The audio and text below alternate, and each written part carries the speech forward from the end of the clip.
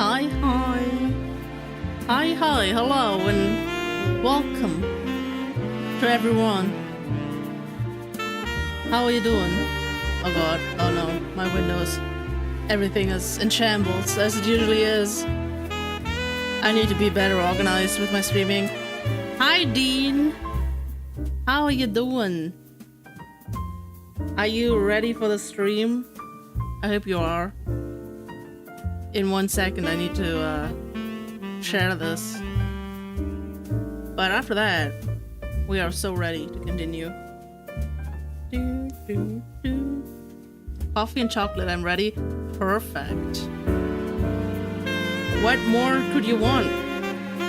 This is actually the perfect, like, little chill stream. Okay, let's share this. I need to share this on my phone, and YouTube is being stupid if you share something on your phone, so I have to like open the actual stream and can't just go into YouTube Studio. I will complain about that like literally every time. Literally. You don't believe how literally.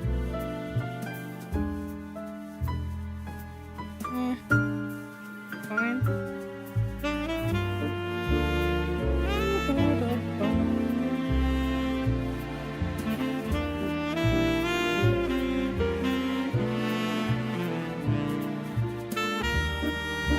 So, and with that, I am ready. So we can just load the game. Whoa, no, wait, I don't want to load this. Wait. Game, please. Right, gallery. So, trying to remember what happened. We had a trial where we were controlling Tamora and defending Beatrice, Frega.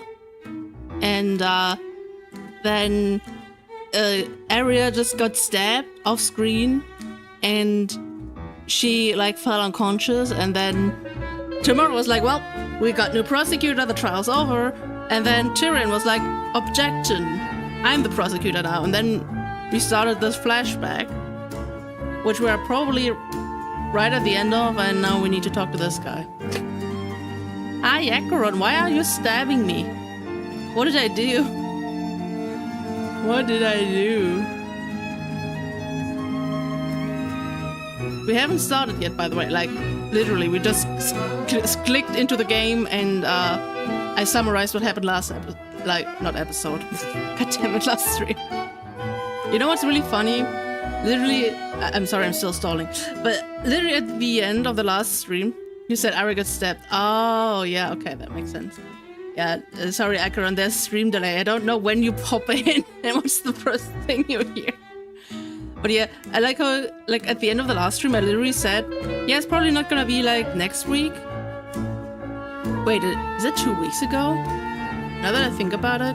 Oh yeah, I said it's probably not gonna be the first week of July. That's gonna be my next stream. And then I looked at my calendar and I realized, well, this is the only weekend where I can stream. Good job, Phoenix. So, yeah, 9 days. It's a little bit over a week, but yeah. Because the last stream was on a Thursday, right? Yeah. So it is. It was literally like the next week. Oh man, this is how it's gonna be sometimes, you know. Okay, we have all new dialogue. The display case that held the armaments of intellect is empty. Okay. It's a painting of some sort of scientist. That man is Luke Cuthbert. He was an alchemist and inventor of one of the branch families. He is well known for his studies into imbuing intelligence into automatons. Also, by the way, is the audio fine? I kind of just eyeballed it. Like, the problem is whenever I use OBS to record, I need to record the full volume so I can control it later during editing, but I obviously can't do that during streaming. So I need to set it back to minus whatever. So, because this game is like ridiculously loud. So, yeah, but I forgot to write down what I usually put it at. So, I'm just hoping this is fine. Oh, this is a mess already.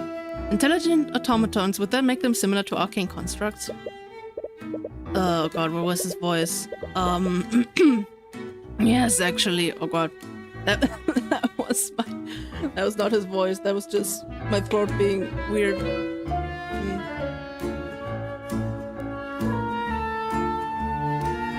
Yes, actually. I wouldn't be surprised if Lord von Sanctus used Dr. Kupfer's research to create those constructs. So in essence, von Sanctus is taking credit for someone else's work. I think we already read that. But it says it's new, so I'm gonna read it anyway. It's a painting of a researcher. That is Professor Matt Furland. He was a professor of some renown. Matt on guard. No, not him. He was a researcher of combinatorial magic. What's that? It's the study of how different types of magic interact with each other. I think I gave him a more silly voice, but I don't remember. That sucks. He famously ran an experiment in what would happen if two anti-magic fields overlapped each other. That's actually pretty interesting. What were the results of the experiment? Well, they had mages enter the space where the two fields overlap. It turns out that those mages were able to use their magic in that space.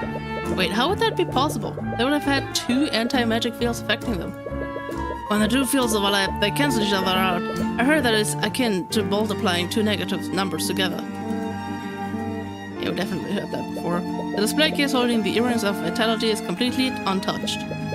Whoever stole the artifacts ignored it. They just wanted the intelligence. The display case is completely shattered. The thief was able to do this despite there being several abjuration spells protecting it. Okay, crazy theory. What if they put on like the armbands of intelligence and then they were just so intelligent that they could just counteract all the spells? Repario Arcanum! Oh yeah. Yeah, I think we said that makes sense, right? There are traces of evocation magic on the shattered glass. Evocation is a school of magic that creates and unleashes raw energy. It's the most primal of the 7 schools of magic. Someone must have used a powerful spell to blast the display case apart.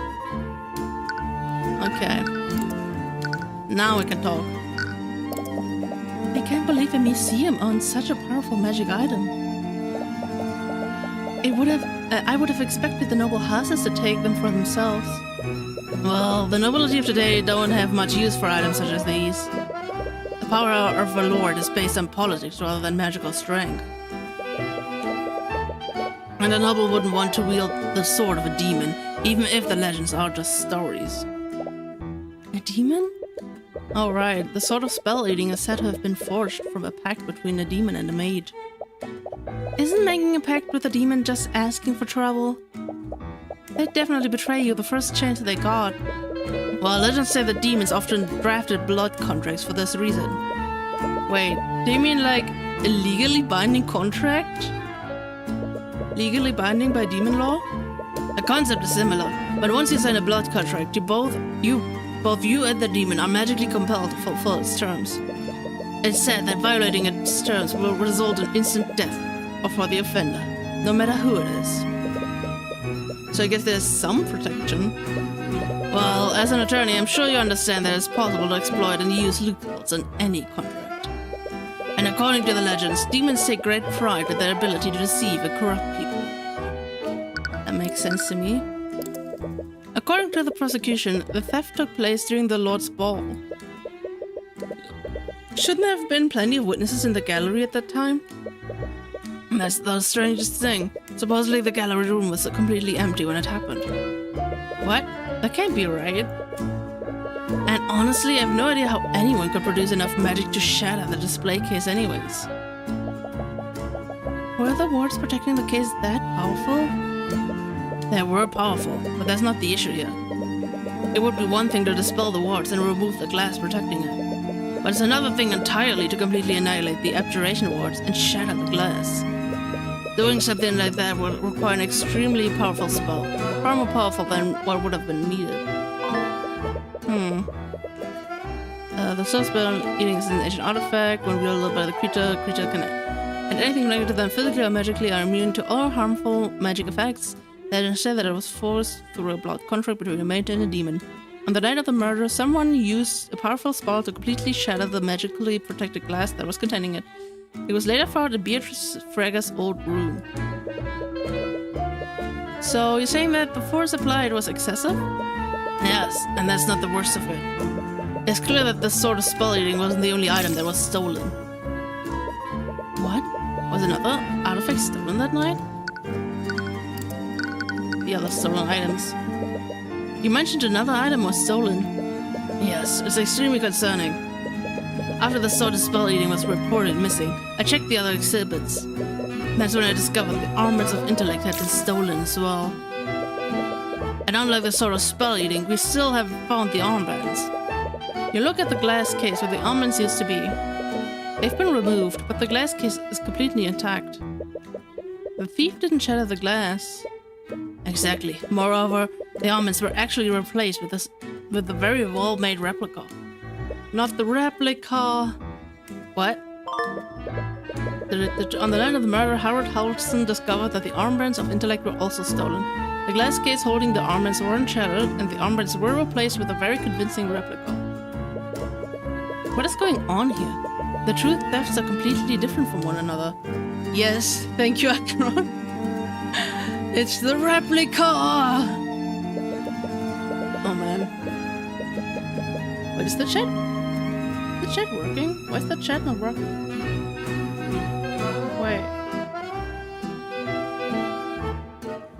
So I wasn't like imagining things. Yeah, I was about to say. Why is the chat not working? Hello? Can I just turn it on and off again? Oh, that did it. You know how it is? Just turn it on and off again. Off and on again, I should say. But yeah, now it's there.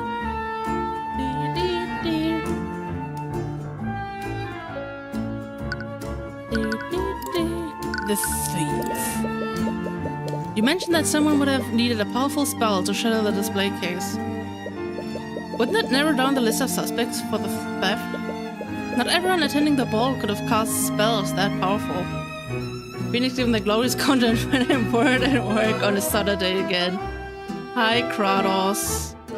Now you are safe from the boredom at work on Saturday. Well, according to the Inquisition, Beatrice Frega's magic was powerful enough to have done this. Discounting the fact that she's completely blind. Yes, I'm well aware of that, and it doesn't sit quite right with me either. Was there anyone else at the Lord's Ball capable of matching Beatrice's power? Only the heads of the four pillars could have invoked magic this powerful. But apparently Beatrice is an exception to that. Is Beatrice really that powerful? Or is she being scapegoated by one of the house leaders? Yeah, it's kind of hard to tell, since, like, her father was, like evil and was like, yeah, she's not enough, so we don't know if her, like, any assessment of her is really, like, accurate. Like, at first she was, like, nothing, or not enough, whatever, because she's a woman, and then she was not enough because she's blind, but we don't know, maybe she is really powerful, you know? Then again, she is blind. But the case can be opened normally, can't they? Otherwise, how would they transport the artifacts from place to place? Ah yes, the medical locks in the case can be disabled. We detect some fear. Is he hiding something? How are they normally disabled? They can be turned on and off using a spoken password. And how many people know this password? Only myself. I personally oversee the transport of these items when they're moved. What about your monkey? I'm pretty sure he knows. And he just stole that. The spells that got the display case can be temporarily disabled using a spoken password. Harold Halston is supposedly the only person who knows this password. We are not ruling out the monkey yet. So Harold could have stolen the sword that night. Could he have staged the robbery to cover his tracks? Defunding the whole of history.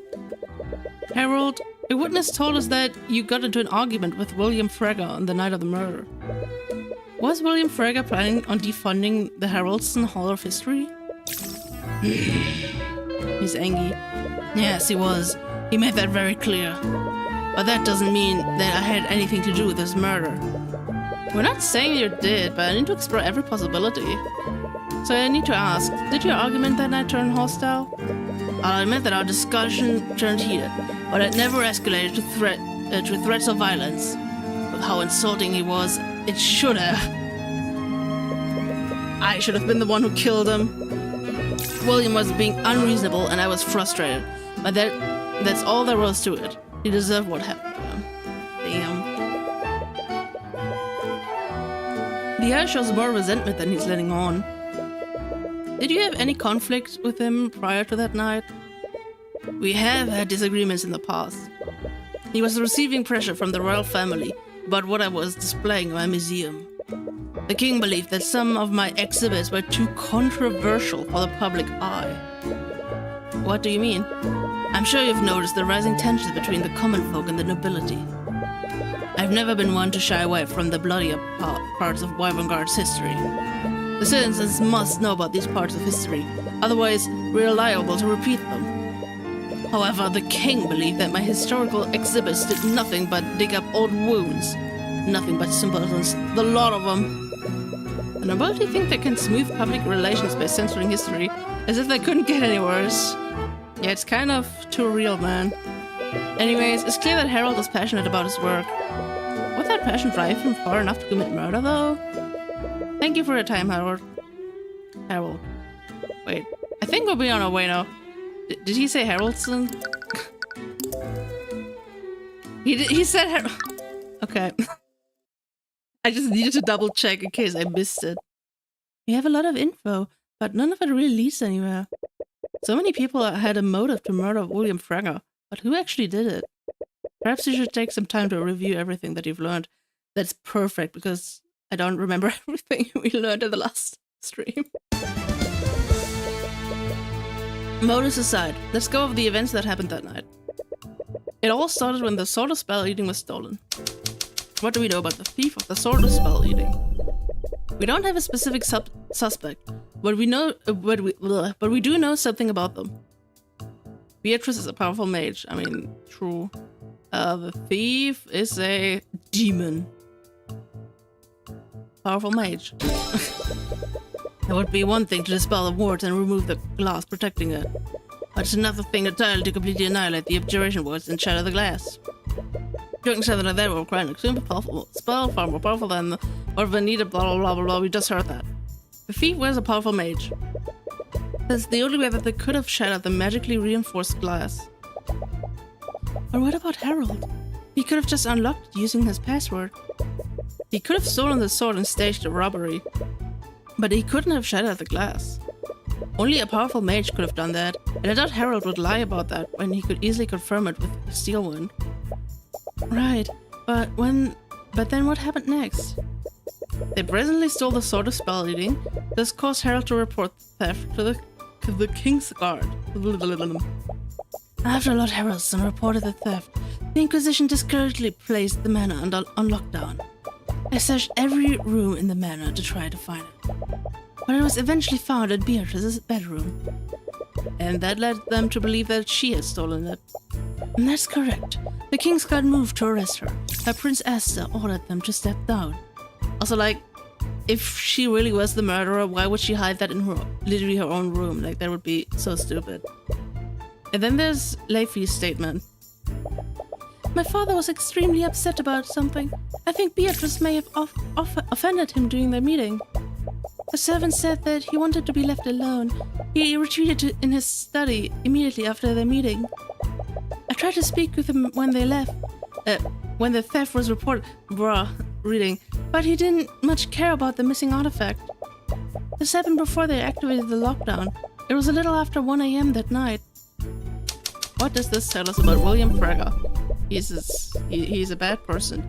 Leafy's account gives us a clear fact about when William died. William died...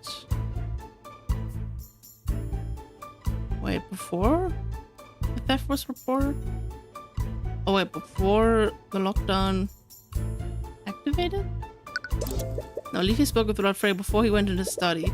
Unlike the Necrof case, the claim of death was after his encounter. If someone else's guy's father, had to have been him. Okay. Wait, after. Yeah. William Frege was murdered after the lockdown was activated.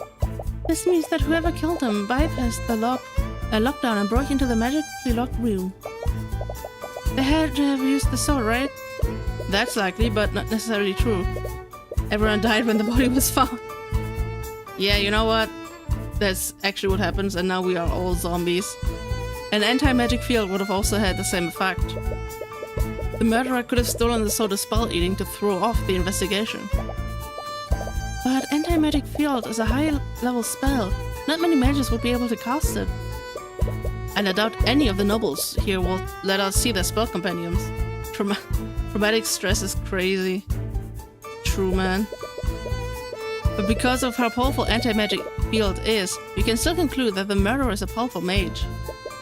This actually narrows down our list of suspects. That's still not concrete evidence, though. It was you, Celeste. I'm kidding. And we haven't even spoken to all of the suspects yet. Right, you never got a chance to speak with Lucio Sealwyn. But given his status, you wonder if that would even be possible. Either way, it's a good start, and it's not as if we're defending this case. It's actually the opposite. We're prosecuting it. The trial is getting close anyways. You don't doubt Miss Tamura's abilities, but you should share what you've learned with her before the trial begins. It's a little strange that you haven't seen her since the investigation began. But you might be meeting with Beatrice at the dungeon. Well, that's, wait, Inquisition dungeon, there we go. It was already on it. You arrive at the dungeon and search for Miss Tamura. She wasn't at the crime scene, so she must be here to discuss the case with Beatrice. Or at least that's what you thought, but you don't see her anywhere. Oh, Mr. Cuthbert. Oh, hi. You were so caught up in your thoughts, you didn't notice that you were walking right in front of Beatrice's cell. Oh God, not her, please. I didn't expect to see you here. Yeah. Celeste lets out a shriek as Eris approaches you two from behind. For a split second, you see her hand dart towards the sword. It appears that she still hasn't gotten over her instinctual fear of Eris. I feel like she's spot on with that. Eris? What are you doing here? Beatrice is actually an acquaintance of my father. He sent me here to help her through this ordeal. That brings up many more questions, but I don't really have time to pull on that thread. Right, isn't her father like that crime dude? You have less than an hour before the trial begins. You need to find Miss Tamura. Have either of you seen Miss Tamura? I have some things to share with her. She was just here, but she left to retrieve some documents from her office. Do you have any idea when she'll be back? She didn't say, but if your discussion has something to do with the case, I could pass a message on to her. You feel a little hesitant for some reason, but it is her life on the line. If anyone should know about what you found during your investigation, it's her. Okay, let me tell you what I know. You spent some time going through your findings with Beatrice. From your list of suspects to the possible motives behind the murder. You notice that with each revelation she becomes more uneasy. The idea of someone framing her must be stressing her out. I see. You've certainly been very thorough. Yes, but I still have no concrete evidence that points to anyone. I underestimated him. If he reveals these findings to Prince Asta, he might suspect something. What? Sorry, I was just deep in thought. And you were able to catch one of those thoughts. Beatrice, I'm sure you're aware that Prince Asta has your best interests at heart. I know. Even though we haven't spoken for the last 5 years, I still consider him a dear friend. Then I suppose you have no issue with me sharing these findings with him. Of course not. This is bad. Even he wouldn't support us if he knew that I was involved. Wait, what was that? Her thoughts just said that she was involved. Did she actually murder her father? There's something wrong, Mr. Cuthbert. You look a little pale. Beatrice was actually behind this? But how? She's completely blind. She couldn't have navigated through the manor and avoided the guards. No, you must be taking her thoughts out of context. That's it. Mr. Cuthbert, perhaps you should get some rest. You look dreadfully tired. How would you know that? You think very carefully about what to say next. There's one way to get at a certain answer through the eye, but if you're wrong... Beatrice, you weren't actually involved in this, were you? Tyrion? You see her gaze narrow in response to your question. Once again, she clapped her hands together. She's clearly trying to stay calm. Do you suspect me now, Mr. Cuthbert? You didn't answer my question, Beatrice. As if I'd even need to justify it with a response. But now, Mr. Cuthbert, I was not responsible for my father's murder. At least, not directly. I was technically an accomplice. An accomplice? Did she work together with someone? Cuthbert? Miss Tamora? The mentor seems to have sensed the mood in the air. She raises an eyebrow at you. Miss Tamora, can I speak with you alone for a second? Meta card moment. I mean, to be fair, we're not even defending her. So, like, if she's evil, it's kind of not our problem, you know? Okay. What's wrong? Is everything okay? Miss Tamora, Beatrice, she actually did murder William Frege. Miss Tamora's gaze narrows. Her eyes dart around the room to make sure the guards didn't overhear you. What are you talking about? How could you possibly know that? I used the Eye of Horus on her. She conspired with someone else to orchestrate William Frege's death. Have you told anyone else about this? No. It's not as if they'd believe me anyways. You're the only other person who knows about my abilities. Okay. Just stay quiet about this for the time being. Anyways, I need to get ready. The trial starts in half an hour. What? You're not seriously going to defend her, are you? Of course I am. I am her attorney. But she's guilty. I saw it. Look, at this point I don't know what you saw. Do you think I can just abandon a client minutes before a trial? No, but it's not for either of us to decide who's guilty and who's not. Everyone has a right to an attorney. Our court system needs a defense attorney and a prosecutor to keep things fair. More importantly, you had no right to use the Eye of Horus on my client without my permission. What? That... I don't have time to argue about this. We will be talking about this later. Uh-oh. Before you have a chance to respond, Mr. Mora walks away. Celeste sees both of you and awkwardly approaches you. Hey, Tyrion? Is everything okay? Celeste? I think Beatrice was actually behind this. What? I don't blame her for not believing you. It's not as if she can tell her about the Eye of Horus. Although, why haven't you told her? Alright, I believe you. What? You wouldn't say something like that if you weren't sure, right? But if what you're saying is true, what do we do now? You think long and hard for a moment. I don't think we need to do anything. What? Tyrion is handling the prosecution, and she's definitely no pushover. If Beatrice is truly guilty, I'll just have to trust her to get the job done. Either way, I don't think we're in any position to get involved. Alright, if you say so. It's really none of your business. He says no, and then we know that he's like, I can't let this slide. You have no stake in this. You're not obligated to do anything. I like how he keeps telling himself this. You've done everything you can. It's in her hands now. It's none of your business. That this isn't your fight. William Frege was a tyrant and a bigot anyway. He's a noble who did nothing but steal wealth from the common folk. The world is better off without him. And it's not as if you didn't try. All you have to do is wait for the trial to run its course. Objection! And then we didn't. Your Honor, I'm afraid you can't pass the verdict just yet. Mr. Cuthbert? Cuthbert? What the hell are you doing? I don't know. But what I do know is that there was a massive contradiction in Miriam Frege's testimony. That's why he's the goat. Right, Acheron? Who are you kidding? As if you were ever the type of person to stand by and do nothing. So, are we like actually playing as the prosecution now? That would be really cool. Your Honor, the defense, I mean the prosecution. I would like the right to cross-examine this witness. He's like, you know what? I'm not involved with this, but like, please let me. Bailiff, please arrest Mr. Cuthbert. I'm holding him in contempt of court. Wait. You didn't really think this through, did you? Instead of following his orders, the bailiff walks over to the judge's podium and whispers something into his ear. What?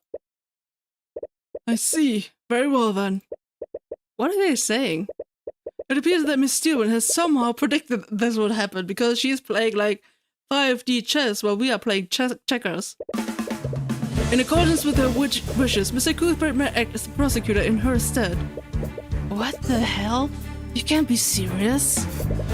I'm honestly just as surprised as you are, Mr. Mora. But Miss Tyrion has apparently designated him as her stand-in. It's unorthodox, but it's also legal. So, who cares? You recall something strange Tyrion asked you earlier today. So, what will you do if one of your clients was guilty? I suppose I'd withdraw and tell them to find another lawyer. And if no one else would represent them? I don't know. It would definitely be a hard choice for me. But I would never be able to represent them if I knew the truth. I just can't stand by and let a murderer escape justice. I see. Tyrion, did she somehow know this would happen? This isn't how I expected the trial to go. Shortly after you barged onto the prosecutor's table, Celeste awkwardly followed behind you. She's like awkwardly waving, like, hey, yeah, we are like a team, you know. Curiously, she only did so after the bailiff didn't arrest you. I guess we're really doing this. What's wrong? This feels weird. We're on the other side of the courtroom. I mean, this is where the prosecutor is supposed to stand. No, this feels way too jarring. Ruby, can we switch tables? What? Please ignore her. No, this is way too weird. Tyrion, get her to switch with us. Celeste. For the love of, I genuinely do not care. Cuthbert can have this side if he wants it so badly. We just don't want to mirror any more sprites. With that out of the way, let's resume proceedings. Assuming that we're all at our preferred spots. We are, Your Honor. As much as you hate to admit it, you are more comfortable here. Not that you want to encourage her. With all of these interruptions, I think it's best to review the proceedings up until now. The prosecution proposed that Beatrice Frega's motive for the murder was to claim the victim's inheritance. However, the defense brought forth a witness who testified that Beatrice was disinherited by her father 5 years ago. Am I correct, Mr. Mora? You are, Your Honor. Very well. Considering the circumstances, I think it's best to have Lady Frega repeat her testimony. Isn't the defendant's place on that side? No, the defendant? Oh, you mean the defense? Bailiff, please sort Lady Frega to the stand once more. Miss Frega, could you please give your testimony to the court once more? Of course. God damn it, I forgot her voice too. God damn it, why do I keep forgetting voices? Oh, she had more of a snotty voice. One day, we all woke up and discovered that Beatrice had fled from our home. She left a note for us, and in it she renounced her name and denounced my father. My father later called me and my sister into his study. He told us that he completely disowned Beatrice and removed any claim she had to the Frega estate. It was probably a threat to us in case we ever chose to go down the same path she did. He wanted to make an example out of her. This all happened 5 years ago. So your father disinherited Beatrice shortly after her departure? Yes, he did. As such, Beatrice would have no motive to murder her father. Any inheritance she could have received would be long gone by the night of the murder. Is that really true, though? Cross-examination. That must have been a surprise for all of you. Did she tell anyone else about her plan? No, she didn't. She left without a word to anyone. She should have spoken with us first. It appears that she is sincere about what she's saying. From what I've heard about your father, I don't find that surprising. It's clear to everyone involved that my client was not treated well by her father. That's what drove her to sacrifice her claim to the Fragga estate. My father had many responsibilities, he had much to consider. And that justified his treatment of your sister. Despite being her witness, Mr. Mara really isn't holding back against Miriam. Damn. That seems like a drastic reaction to her simply leaving her home. My father and sister already had many disagreements before this. He'd made it clear that he wouldn't tolerate her many acts of insubordination. I imagine that this was the last straw for him. While that sounds in character for him, would William Fragga really do something so extreme? Regardless of his personal feelings, House Fragga holds a lot of financial and political power. Will he really change his inheritance so haphazardly? I mean, if the daughter doesn't want to inherit it and just leaves, I mean, that would be a reasonable course of action, wouldn't it? Like, make a daughter that is still there inherit it, right? That must have been difficult for you and Leafy. It was. My father wanted everything to be his way, and anyone who didn't comply was punished. And that's a terrible way to treat anyone, much less his own family. If this happened shortly after Beatrice fled, you must have been less than 13 years old at the time. I can't imagine how that must have been. But can I really trust your testimony if you were only a child at the time? I remember it vividly, my father's words, the look on Leafy's face when she realized Beatrice was gone. I even remembered the way the sun was shining through the window that morning. It was all my fault. I remember that moment with clarity. My father made sure of that. It sounds like a painful memory for her, and she seems to falsely blame herself for what happened. It'd be best not to press her more than necessary. You felt it while you were watching from the gallery. Part of her testimony doesn't match with what you learned from your investigation. It must have been something that Leafy told you. No, wait, what did she tell us? After his meeting with Beatrice Fragga, William retreated into the study and locked himself in. He refused to speak with anyone, with almost everyone who tried to disturb him. The only person who he spoke to was Leafy Fragga. She told him about the theft of the sword of spell eating little after 1 a.m., but William didn't seem to care and returned to his business. Leafy thoughts, you know that he entered his study to make some sort of adjustment to his will. So, are we saying that didn't happen 5 years ago? I mean, I get it, but it's kind of a weak piece of evidence, you know? It's like, we read her thoughts. Like, how do you use that as evidence? Objection! Okay, so it isn't even a... Your Honor, there's clearly this contradiction, and this is a piece of proof that proves anything. Oh, I guess you're right. That all happened 5 years ago.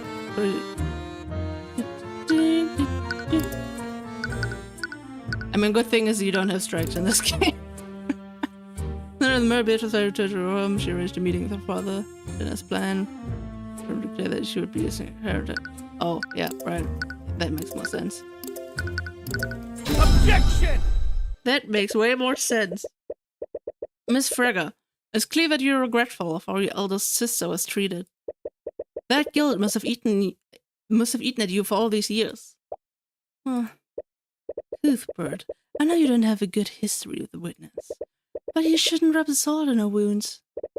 I was merely pointing out the witness's personal connection to the defendant, Mr. Mara. She clearly regrets not standing up for her sister all those years ago. So perhaps she's trying to make up for that by lying to protect her. Excuse me, I did nothing of the sort. Miss Fragga, you testified that your father disinherited Beatrice 5 years ago. However, I have testimony from another witness who spoke with the victim on the night of the murder. After Beatrice's meeting with William Frege, he openly declared that he would be removing her from his will. He even entered his study to draft a new will to reflect that decision. So that raises the following question. Why would the victim need to declare that he was disinheriting the defendant? It doesn't make sense if he had already disinherited her 5 years ago. Is that so? Well, who did you hear this from? It's clearly that they had no understanding of my father's estate. They had no understanding? Miriam, this testimony came directly from your sister, Leafy Frege. What? And she should have also been present during this alleged meeting 5 years ago. Oh no. Well, she must be mistaken then. Objection! Uh-oh. We got objected. Your Honor, how can we trust second-hand testimony from a witness who isn't here? Wouldn't it make more sense to have Leafy give her testimony directly? I must agree with you, Mr. Mora. Leafy Frege should be allowed to clear up this misunderstanding. She looks way too confident. What is she planning? You're not sure if it was intentional, but Miriam's testimony was false. Could she be lying to protect Beatrice? And if so, is Mr. Mora expecting Leafy to do the same? Bailiff, please escort Leafy Frege to the stand. Oh god. Switching between even more higher-pitched and lower-pitched voices. Great.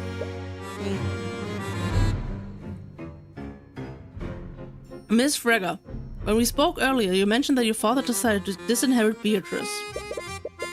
And he decided this after the meeting on the night of the murder. Is that correct? Yes, I did say that. You see, Leafy, Cuthbert doubts the testimony given by your younger sister. He seems to think that she's committed perjury. What? I wouldn't go so far as to say, witness, lying under oath is a serious crime. It would have harsh consequences, even for someone of your sister's status. No, she couldn't have. Wonderful. I was saying that you can corroborate your sister's testimony. I mean, you gotta give it to her, she's good. Mr. Mora, you can't just intimidate the witness. I have no idea what you're talking about, Cuthbert. I'm just telling the witness what may or may not happen depending on what she does next. The choice is ultimately hers. Yeah. So, Leafy, assuming Miriam wasn't lying under oath, Assuming Miriam was lying under oath, could you please testify to the court to confirm what your sister said? Yes, of course. Oh no, now I gotta lie too, god damn it. You see, Miriam was quite young when my father called us into his study 5 years ago. She didn't understand what he was really doing. My father would often lie to us. It was one of the many ways that he kept us in line. The encounter that Miriam described was just another one of his lies. Despite their disagreements, my father would never disinherit Beatrice without a good reason. He always held on to the possibility that she would become desperate enough to return home. The truth is that none of us knew what my father was planning for House Frege's future. I mean, that's a lie. We know that she was supposed to be married off. Like Leafy. See, Cuthbert, the truth is much more complicated. Wait, isn't that... Wait, what? No, that's... Goddamn, that's the text log. That's what I want to do. Another... Oh, goddamn, what were the rumors again? Yeah. Leafy knew how this measure would affect the future of House Frege. She has expressed resistance. Yeah. Yeah. So that was a lie. Wait, I didn't read it. No, wait. Leafy is definitely trying to wait. No one could have really known what William Frege was planning for his estate. Leafy is definitely trying to cover for Miriam, and Mr. Mora is playing her like a fiddle. She played us like a damn fiddle! Luckily for you, she's not the only person that gave her a statement to you. Yeah. I mean, I already know the contradiction, but like, I'm gonna press anyway. So you're saying that Miriam's testimony was based on a misunderstanding? Yes, my father was never direct with his actions. He always knew just what to say to plant seeds of doubt into people's minds. That's I'm aware of how it sounds, but he had much to consider outside of his family. The Fraggers are one of the pillars of Wyverngard, after all. Keeping the family aligned with our house's goals is one of his responsibilities. It's clear that she doesn't agree with what she's saying. Is she in denial, or is she trying to keep the family name clean? So you really think that your father would lie about something so important? It was of great importance, that's why he had to lie. He wanted to make Miriam understand the consequences of disobeying him. What kind of father does that? But if he truly wanted to scare Miriam, why wouldn't he disinherit Beatrice? Even after she renounced her name and denounced him? My father was always more pragmatic than vengeful. I imagined that he expected her to fail on her own, and if she ever came back, she would be forced to rely on him. If he could make someone like Beatrice feel powerless, he could get the rest of us to fall into line. Looking back, I suppose it's all that we were. I suppose that's all we ever were to him, asses to be appraised and traded. You hear a bit of resentment in her voice. With none of us knew. Yeah, that's a lie. If that were true, why would he tell you that he was disinheriting Beatrice? Perhaps there was a warning. I had my own share of disagreements with him after all. Even now, I have no way of knowing if he was telling me the truth or not. That would depend on what Miss Tamara and Beatrice discussed with Lord Fragger. And right now, we still have no idea what they even talked about. Did William Fragger really lie to them? From what we've heard, I honestly wouldn't put it past him. He clearly had very little respect for his daughters. But there were other people that he did respect. Right. Was there anyone else that would have told he would have told the truth to? I mean, yeah, we know that. Whoops. Whoops. That was one too much. Martha's new. Yeah, it even says that she knows. Objection! Or she knew what happened. Miss Fragger, did you really have no idea about House Fragger's future? No, I didn't. My father made sure of that. As I told you, he kept many secrets and wasn't above lying to manipulate us. But with Beatrice gone, you would have been the one to inherit your father's estate. Would you really be ignorant of your father's plans for House Fragger? Unfortunately for you, I don't think you'd be that careless. In fact, I have it on good authority that you knew exactly how William's inheritance would be divided before that night. What? Leafy, according to Lloyd von Sanctus, you were arranged into a diplomatic marriage with his son. You expressed resistance to this arrangement, am I correct? I have no reason to comment on that matter. Cuthbert, the witness's personal matters are hardly any of our business. Yes, I must ask that you keep this discussion relevant to the case. Your Honor, Leafy's resistance to this marriage is exactly how I know that her testimony is false. She was extremely averse to this marriage, and because of that, she made sure to know every detail about how it would affect her and her house.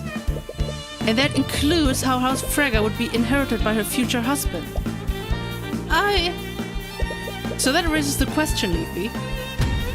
If you already knew the intricate details of this marriage, why would your father tell you that he was disinheriting your sister? That statement would only make sense if Beatrice was already in his will beforehand. That would render Miriam's testimony false and constitute a motive for the defendant. Uh-oh.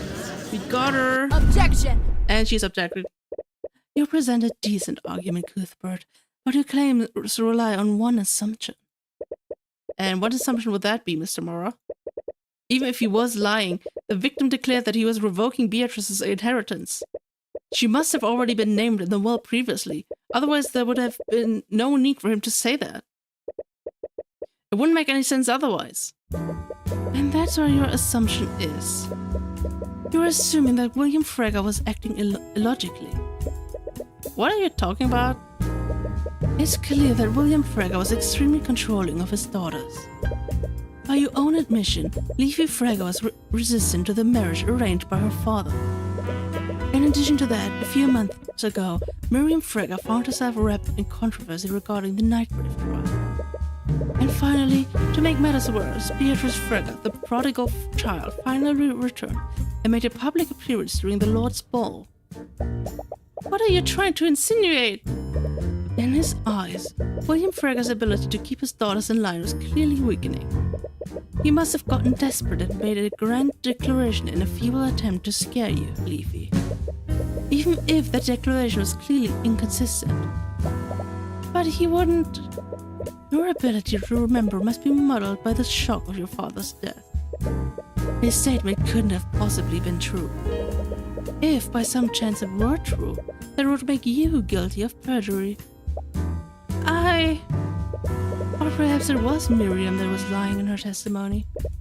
If your father's statement were true, the court might be inclined to investigate her while lying on the stand.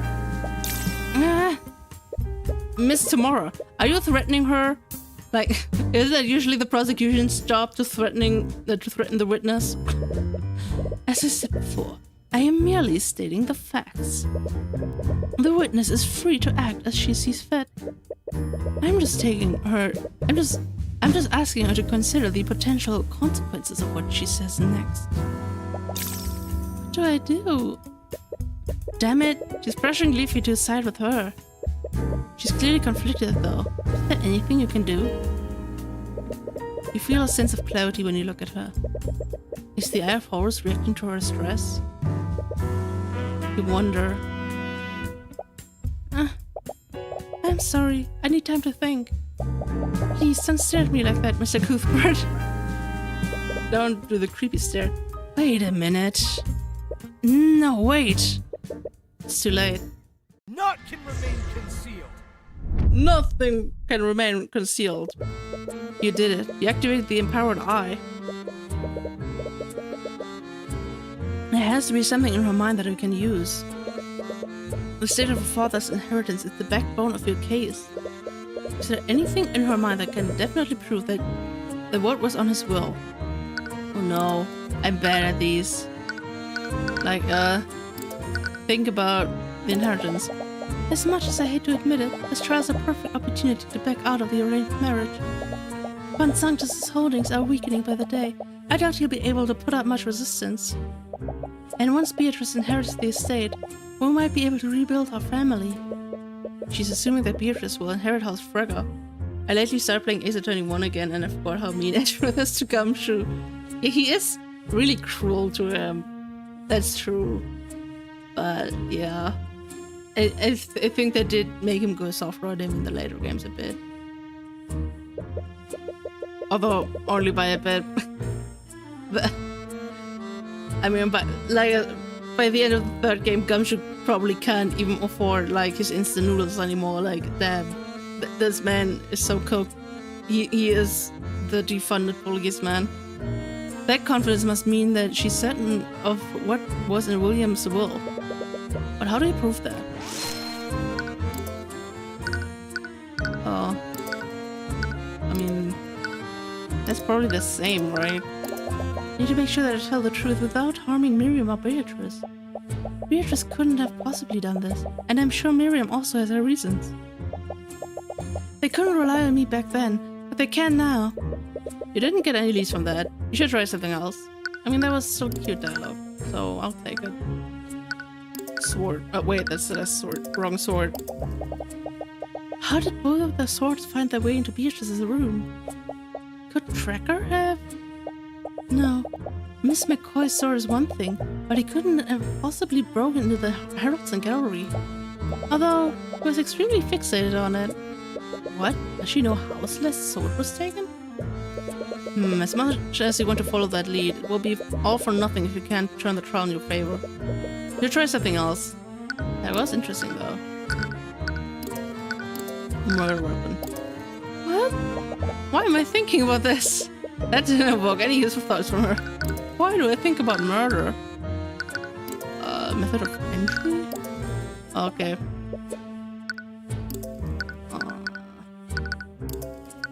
Do you know anything about that? No. That would be weird. She is blind. Beatrice, after all these years you finally returned. I can't believe that this is how things have ended up.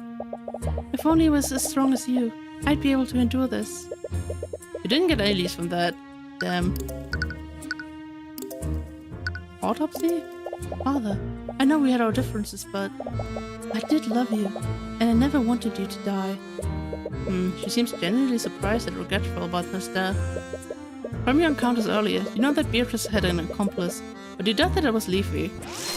Okay, finally something useful. I mean, that's probably nothing, right? Yeah.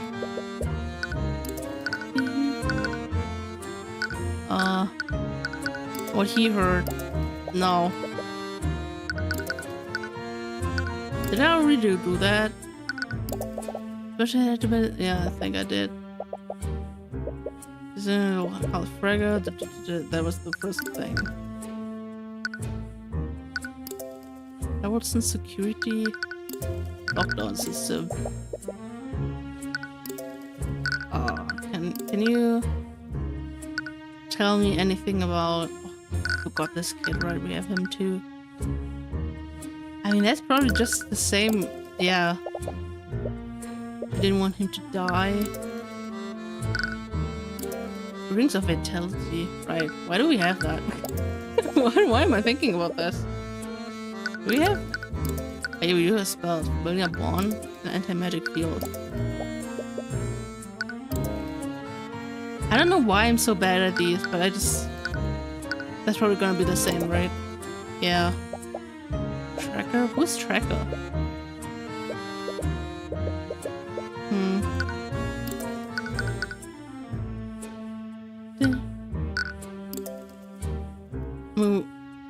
We did present her own testimony, right? Right? Ruby? Oh. Yeah, that does make sense. True. Ruby tomorrow. I've heard stories about her. I never expected Beatrice to hire someone like her. I wonder if she'll be if she will be at the will reading tomorrow. The will reading? She must be talking about William Fragger's will. What do you think about me? Oh. This man. I thought Asta hired him to protect Beatrice. Is he betraying us? Or is Beatrice actually... No, she can't be. I refuse to believe that she'd do something like this.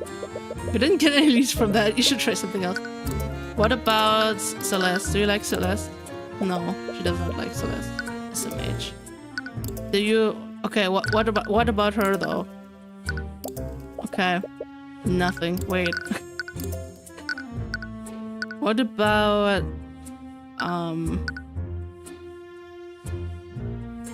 What about Aria? No. Wait, can I? Him. The monkey! I should stop. He's the last one, okay. Lloyd? Oh yeah, that made... You know what, that actually makes sense. Oh man. I don't know why, I'm just really bad at these. As much as I hate to admit it, this dress is perfect. Wait.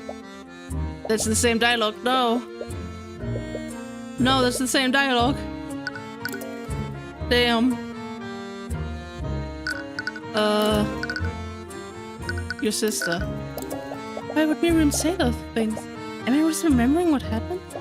No, I would have remembered something like that. She must be trying to protect Beatrice. Heh. I was faster than you, Acheron. So Miriam's testimony was a conscious lie. Beatrice's inheritance wasn't revoked until the night of the murder. I believe you've had enough time for deliberation, Mr. Cuthbert, and throwing random evidence at the witness. Are you able to prove the defendant's motive or not? I'm not, Your Honor. At least, not yet. It's clear we won't get anywhere until we can confirm the state of William Fragger's will. And we can easily confirm that tomorrow morning. When William Fragger's will is read to his family. How did you... I see. Once his will is read, it will become public record. I suppose I have no choice but to suspend this trial until such time that William Fragger's will is read. Objection!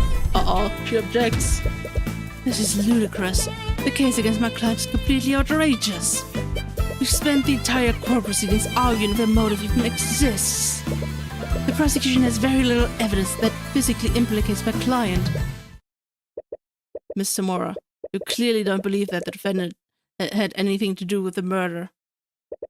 Of course I don't. She's completely innocent.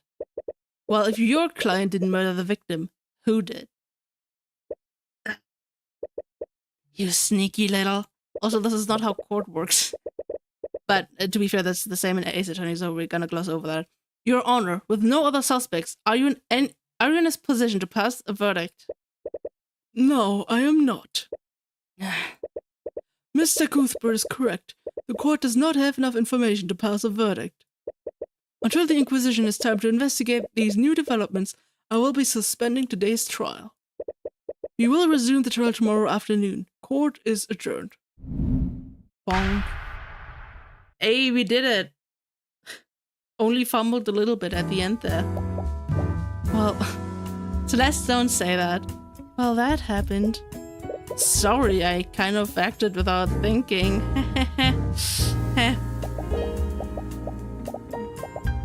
But out of everything that happened today, I can't believe that Silwan somehow knew you would do that. Right, that is strange. Did she seriously predict that I'd do off of that one? What I'd do off of that one conversation? Considering how things turned out, you suppose she was right on the mark. But that also would imply that she knew someone would stab her. But that was still a big leap of faith. Or that implies she was stabbed, like even before the investigation, like at the ball. Like, you know, the ball was and then immediately the investigation started, so she would have been stabbed then and just carried on like normal. Anyways, we have some time to ourselves. I'd very much like to catch up on some sleep. Yeah, today's been exhausting for a lot of reasons. And your work has only started. I still have no idea who Beatrice's accomplice was. The will reading was just an opportunity to stall for time. So the question remains, who really murdered William Fragger? That is the big question. What the hell was that? Why is your son filling in for Aria? Listen, I have the situation under control. If that's true, I'd hate to see a situation you consider out of control. Eris? My father's not pleased with today's developments. You promised that the verdict would be passed before William Fragger's will became public record. This has thrown quite the wrench in our plans. I understand. Cuthbert is just confused, but he's not a threat to us. We'd better hope you're right tomorrow. Or else your poor ward might suffer the same fate as Prosecutor Stillman. What? Us Fragger is too important of a prize for us to let go. Bring us results tomorrow, or else we'll continue to take more drastic measures. Damn. She's being threatened now. We're causing family drama. Or being threatened. Wait, did we... We saved on that one today, right? So we can keep on saving that one. For the first time since the Lord's Ball, we're finally able to get some sleep. Damn, wasn't that like more than 24 hours we were awake? It's crazy, man. You woke this morning refreshed, but also a little anxious about the results of the will reading. You arrive back at Fragger Manor. You see Beatrice, Leafy, Miriam, and Von Sanctus have all gathered, along with Mr. Mora, who is accompanying Beatrice as her attorney. You're not really sure what to say to her after everything we've done. The air still feels too awkward to approach her and talk about it. Thank you all for coming here today. As William Fragger's close associate, I must express my deepest condolences for your loss. I think I speak for all of Wyvern when I say, enough. Just get on with it. Very well then. To get straight to the point, Lord Fragger's will was magically sealed when it was given to me. He asked me, his executor, not to submit it to the courts for probate until after his death. Although I imagine none of us expected such a short time come so unexpectedly. Anyways, Lord Frega's assets included sole ownership of several banking houses throughout Rivengard, 10 million gold in various investments.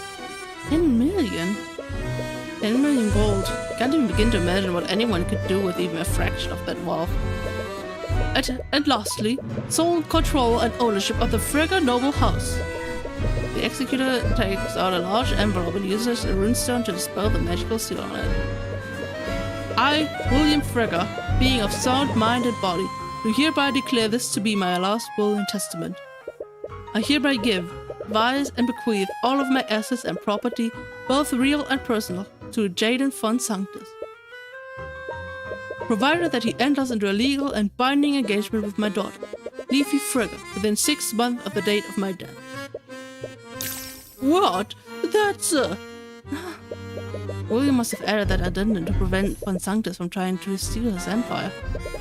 But a legal and binding engagement is predicated on Leafy accepting it. She clearly doesn't want to go through with it, so if she simply waited 6 months, von Sanctus wouldn't have any claim to the estate. In the event that Jaden von Sanctus does not enter in such an engagement with us within the specified time frame, my assets and property shall be distributed as such. All of House Frega will be divided equally among my children, as per the laws of our kingdom. You're right, William Frega never disinherited Beatrice. This would make Miriam's testimony false. And since Beatrice would receive a portion of William's inheritance, she had a motive to commit murder. Yes, William cared about his daughters at least a little. Yeah, but not enough to treat them right.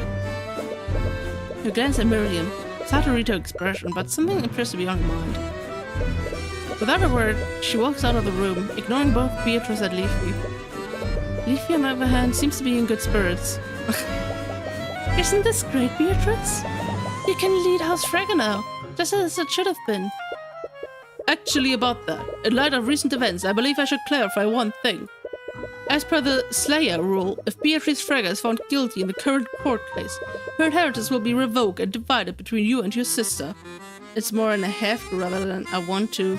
Yeah. I see. I shouldn't feel so happy for myself, ooh. I can't be all can it? Surely William added a note of Leafy's obligation to marry my son. I am not sure what you're trying to imply. Leafy Frega is an adult with legal autonomy. She is free to make whatever decision she wishes about who she legally marries. Now, if you excuse me. Okay, bye. Wait, we're not finished yet. Come back here. I'd love to catch up with you, Leafy, but I was only allowed out of my cell to attend the reading. You notice an Inquisition knight outside the door. He seems to be watching Beatrice intently. But don't worry. I'm sure once this misunderstanding is resolved, we can talk all we want about our family's future. Of course! Yikes. Like that's gonna happen, man. A group of knights leads Beatrice out of the manor, and Leafy follows after them, leaving you and Celeste alone with Miss Tamora. Well, this is awkward. Yeah. About what I did. Look, I'm not angry, Cuthbert.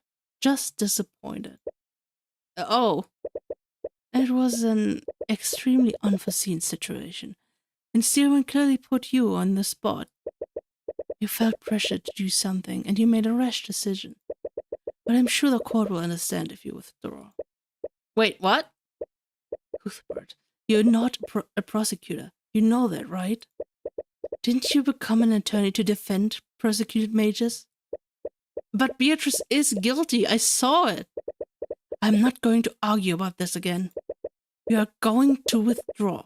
This is not up for discussion. You've always regarded and respected Miss Tamora, and you suppose that's always made you deeply scared of disappointing her. Perhaps she's right. She knows more about what's going on than you do, and she's still your mentor. You want to believe that. You really do. But deep down, you know that this is wrong. Miss Tamora may believe in Beatrice's innocence, but you can't just abandon this case and let her escape justice. Your hands are trembling. Why are you so scared right now? You know what you have to say, but the words won't leave your mouth. From behind you, you feel Celeste hold your trembling hand. It's warm and comforting. It's the same sensation you felt back then. Somewhere you can feel it through her hand. It's as if she's silently telling you that you know what you have to do. Your anxiety fades, and you take a deep breath. I'm not going to do that, Mr. Mora. What? You said it yourself. Our court system needs a defense attorney and a prosecutor of equal power to keep things fair. That's not what I'm not going to withdraw. If you believe in Beatrice's innocence, and if you truly believe you're on the right side, then prove it by beating me. Fine. Do what you want, but you're only going to make things harder for everyone. Damn. Tyrion? As soon as Mr. Mora steps out of the room, your body drops to the floor. Let the bodies hit the floor. Whatever bravery you felt before got replaced with an extreme amount of fatigue. Skilled Lord. That was the first time I've ever spoken to her like that. But you still did it. You stood your ground. Figuratively, I mean, right now you're kind of just sitting on the floor. Yeah, I need to take a moment. Can we go back to the ballroom? Just take a little breather. You return to the ballroom and take a moment to recover. You spot Commander White at the edge of the room, but you don't pay him much notice. Just ignore him. Takes you a while before you feel ready to stand. You okay? Yeah, I just needed a moment. Anyways, the bull reading bought us a few more hours to investigate the murder. We should take advantage of the new information we just learned. So, where should we start first? What? Right, you are the prosecutor now, so that would technically make you his boss for the time being. Oh my god, can we cut his paycheck? Can we do that? That would be the edge move. This is real, right? Yep. Awkwardness aside, I've never really led a task force before. What would Celia normally do in this situation? Well, she normally have us investigate areas of interest. Right. The context of the investigation tends to change after each round of court proceedings. Well, we're lacking a lot of physical evidence. Could you and the Inquisition search the gallery and Beatrice's room?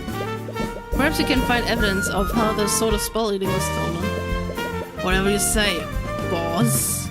That covers the Inquisition, but what are we going to do? It's clear that Lord Fragger's inheritance plays a large role in this case. Even if it's not valid, we should take a look at the modified will that he was drafting. It might give us some insight about what he was really planning to do with his inheritance. Sure, but let's talk first. I just can't wrap my head around it. Beatrice murdered her own father for what? Wealth and power? That's just how the aristocracy works. Even the weakest noble has a large amount of political power. Sometimes I feel lucky that I grew up in Cornhaven. Yeah. Where should we go next?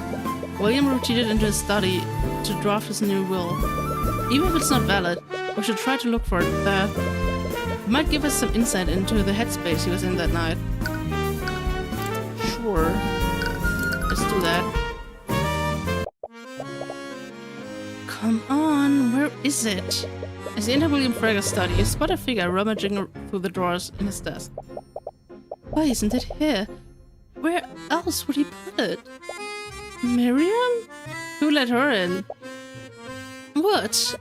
As soon as she notices you, Miriam quickly closes the drawers and walks towards you. But you already saw what she was doing. She was definitely looking for something. This is a crime scene. What are you doing here, Miriam?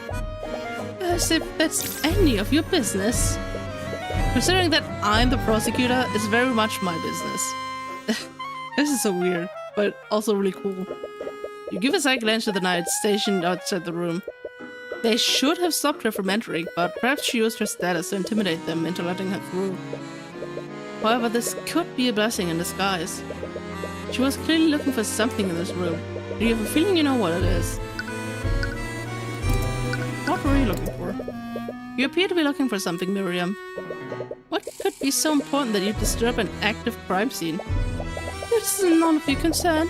I am merely trying to find something that belongs to me. Really? Because I have a feeling, well, that we might be looking for the same thing. You're looking for the will that your father was drafting, aren't you? That's... Were you trying to strike before we could get to it? No, of course not. I just needed to see it for myself. Did she really do this? Oh, is she also suspicious of Beatrice? Why are you so determined to see the drafted will, Miss Freda? I just wanted to see what my father's final wishes were. But your father already had a will filed previously. Wouldn't that be enough? You also suspect something, don't you? Of course not. Beatrice would never do something like this. Miss Frega, I never even mentioned Beatrice. I know how things may look, but please understand, I'm just trying to get out the truth. I don't think your sister did this, but she may have been involved. She may have worked with someone else to orchestrate her father's death. Unlike Leafy, she didn't immediately deny it. This means that she already had her own suspicions. Where is it? Where's the will, Miriam? I need to see it. I don't know. I haven't been able to find it.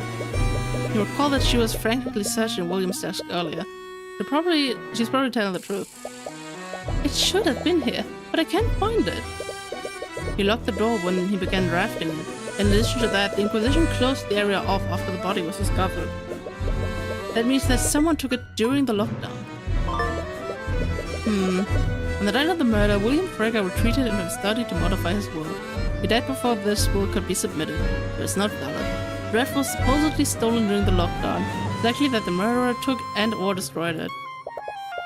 This was probably stolen by whoever murdered him, right? Yeah, that would make the most sense. Which means that whoever did this wanted to nullify whatever was written on it. It's looking more and more like the motive behind this was William's inheritance. Anyways, it looks like we won't be able to find the will. But the fact that it was taken must imply something. For now, we should follow our other leads. There's also the question of who committed the murder and how. Don't we already know the how? The murderer stole a sword of spell eating and used it to break into the study. And that's true, but think about how they would have needed to move around the manor.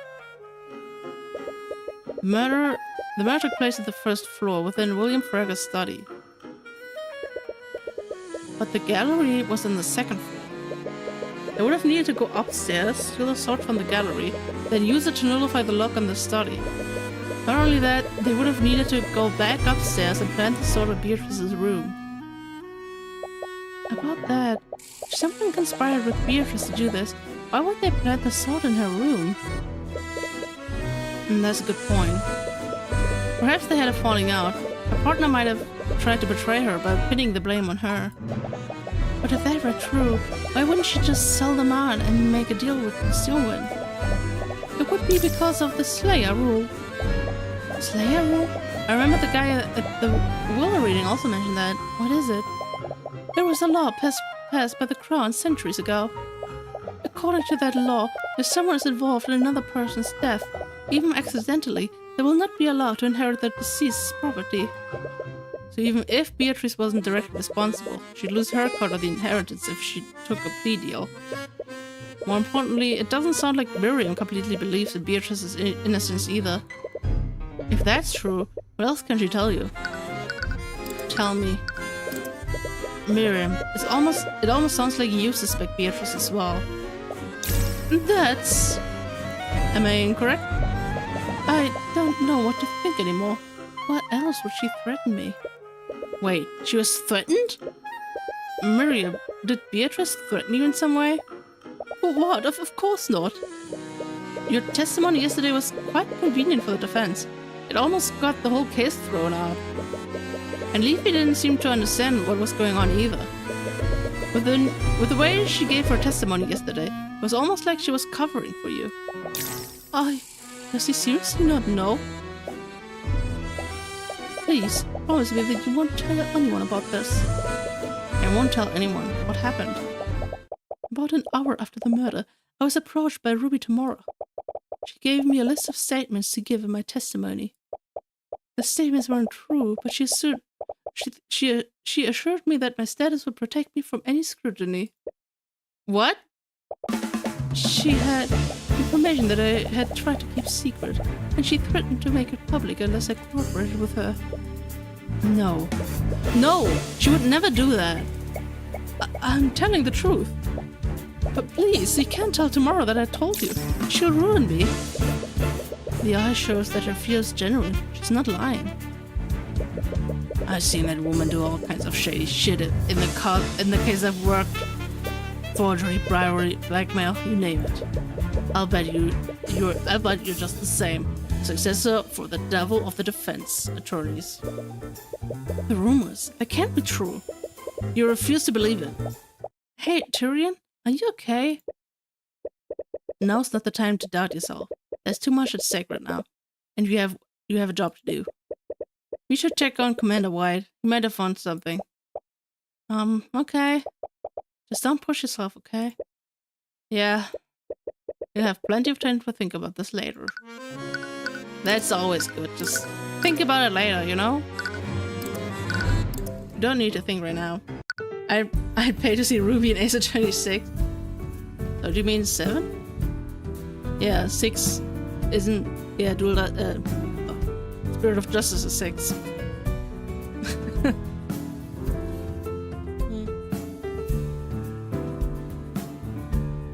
Okay.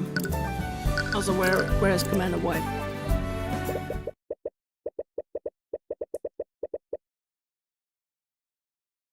No, it's 6. I'm confused now. As you move around the manor, you peek into the sitting room to see if Von Sankt is still there. Did the picture change again? Well, you just see him there. It's for another individual. Whoa. That's a big axe. He's calmly reading some sort of book, but you can feel a menacing aura emanating from him. Why is he reading a book with an axe in his hand?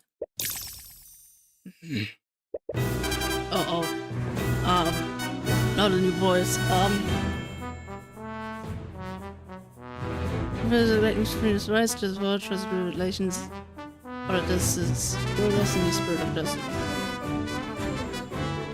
3, 4, 6. The spirit of justice is 6. Now I'm even more confused. This aura. You must be deaf. Did you think I would notice your presence? What? Did she notice you? You barely entered the room. Before you have a chance to respond, the man pulls out his great axe and rushes towards you. Wait, You bring up your arms to block his blow, but in hindsight that probably won't do much against an axe that large. Prodigus! You open your eyes. Celeste is now standing between you and the axe-wielding maniac. You're not sure what happened, but it looks like she knocked him several feet backward. Oh, it's you two. What the hell was that? How you could have killed him? You shouldn't have snuck up on me like that. I almost cleaved him in two. Tyrion didn't do anything wrong. Who the hell do you think you are? I am Lord Lucius Steelwind, the Grand General of the Wyvern Guard military forces. Damn. He is related to Arya? They are brother and sister? Damn. Wait, he's literally wait, what? He's 76? Wait, Lucy's still winning Grand General. Wait. So this is prosecuted. Oh, it's her father. I thought it was her brother. That makes more sense. But wait, why is he still? Why is he? Wait, Arya, where are you? She's only 18. So he had her at like. Oh God, math is not doing me any favors. Oh, wait, at 58? Why are you so old?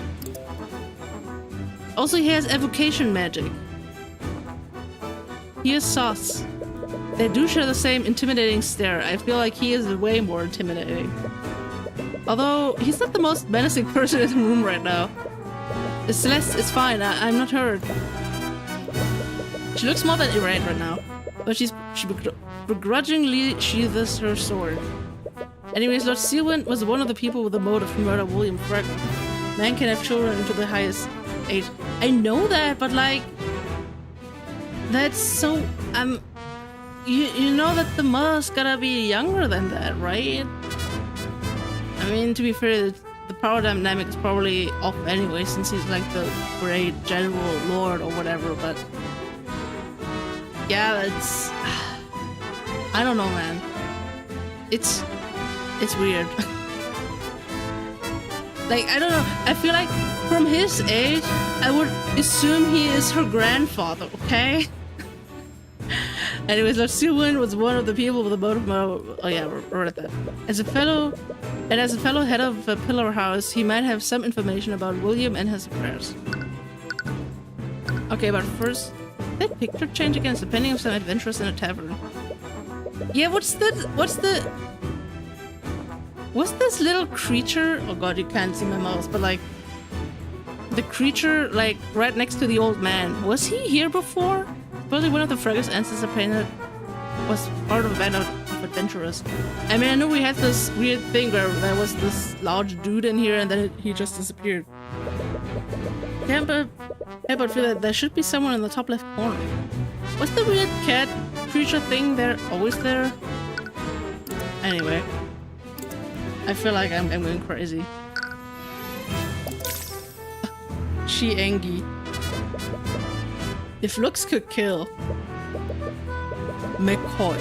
One might misinterpret the look of yours as murderous intent. Oh, guess you do have some balance after all. I honestly wasn't sure since you so obviously gave a silver spoon. Have a silver spoon stuck up your Celeste. God damn it. Why can't I read anymore? Such a lack of respect and discipline. If you were one of my soldiers, I'd have you hanged. If I was one of your soldiers, I'd hang myself. Damn. Okay, let's all try to stay civil here. Lord Sealwind, you were here at the Lord's Ball when the murder occurred, am I correct? I was. Do you mind if I ask you some questions about what you saw that night? If that's okay with you? I suppose I'm much obliged, considering that my daughter has so unceremoniously thrust her responsibilities onto you. Yeah. I'm sorry about what happened to your daughter. I'm sure that you're very worried. He does not look worried at all. Huh. It's her own fault for exerting herself despite her injuries. Even the bravest warrior knows when to stay off the battlefield. How can you say that? Your daughter was trying to do the right thing. By prosecuting the errors of House Fragger, she had very little evidence to substantiate a conviction. If she wanted to strike a blow in a rival house, she should have been certain that her enemy would fall. But now, if Beatrice Fragger is found innocent, any hopes of an alliance between House Fragger and House Steelwind will be completely annihilated. It's clear that he and the prosecutor have vastly different priorities. Yeah. Where were you throughout the night, Lord Steelwind? I so loathe gatherings like that. They're a complete waste of time. I was in this room, but then I received word that Lord Fragger's lost heiress had made an unexpected appearance. She was supposedly speaking with the Crown Prince, so I made my way to the ballroom. Did you speak with them at any point? No, I kept my distance and stayed near the King's Court. I needed to make sure she wouldn't try anything. Was this because you were wary of Beatrice Fragger? Yes, I was. The Crown Prince has always been a bleeding heart, and the Fraggers are trained to sharpen their tongue from birth. I needed to make sure that she wouldn't try to interfere with this engagement. You were worried that she was going to try to take Asta back? I was, but it was clear that that wasn't her intention. But you did overhear the conversation? What were they talking about? Their conversation was completely inane. It was all just small talk. Lady Fragga spent most of her time playing with Prince Alaric. Right, Esther's younger brother was there too. You know that Beatrice had some role in the murder, but if she wasn't directly even if she wasn't directly responsible, did she have some unknown goal by speaking with Asta and his brother? You entered the ballroom when you heard that Beatrice had returned. Was this before or after the lockdown? It was before the lockdown. It sounds about right. This means that she was accounted for before the theft was reported. And did you see her leave at any point? No, she spoke with the two princes for quite a while. She didn't leave their side until she was arrested for Lord Fragga's murder. What? That means she was accounted for the entire night. Beatrice's alibi. Beatrice Fragga was seen speaking with Asta de Avant-Garde and Alaric de Avant-Garde during the Lord's Ball. She spent the entire night speaking with them. She was also accounted for before the sort of spell eating was reported missing. Lucy, Stewart, Esther, and several members of the King's Guard can confirm this. But her thoughts said that she was an accomplice in William's death. Was she there to distract the King's Guard? Thank you for answering our questions, Lord Stewart. I'm merely repaying my daughter's debt to you. He was surprisingly pretty cooperative, but that doesn't lift any suspicions off of him. Just yet. We'll need to find more evidence if we want to know for sure. Anyways, we should probably move somewhere else. Let's go, Celeste.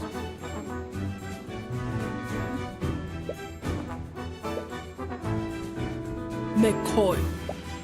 What? Your spellcasting is undisciplined, but your battle stance and reflexes are commendable. You have my respect as a warrior. As if that means anything coming from you. Damn. What an undisciplined and defiant brat. So you don't have anything for me. Oh, but wait, oh. I didn't mean to move here. Whatever. Let's go back to our bedroom. Keep it in that corner. Don't let it get away. Get away from him. As you enter Beatrice's room, you see the Inquisition cornering something near the back of the room. It's some sort of animal. A wolf, to be exact. Wait, is that... You recall spotting the same wolf on the night of the Lord's Ball. Has it been in the house since the murder? Intruders must protect Queen. What? Did you just read his thoughts? Protect territory from enemies. You must see the Inquisition as intruders in his territory. But does that mean he sees this room as his home? Slowly start to walk towards him. Wait, Tyrion? Say that, kid. It's a wild animal. There's no telling what it'll do. You ignore them and continue to approach him. Don't worry, I'm not here to hurt you. Huh? This human can speak language of dog? Wait, you can understand me? Why are you talking to it? Look at him, he's such a good boy. You're speaking plain dog. Of course, Trek can understand. What's going on here? Is the Eye of Horus allowing you to speak with them?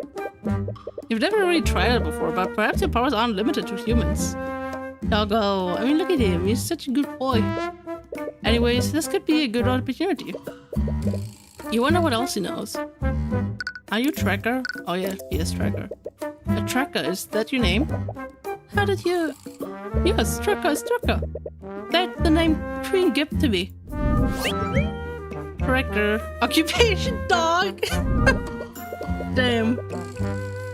That's such a good occupation. Tracker gestures to Leafy when he mentions his queen. He called you his queen. Do you know him, Leafy? Yes, but how? How are you talking to it? That's... You're so caught up in speaking to Tracker, you didn't realize how strange the scene must look to everyone. I'm a dog whisperer. You've never mentioned that before. Do you honestly expect us to believe something like that? But Tracker says he can understand him. He told me himself. Wait, how do you know that?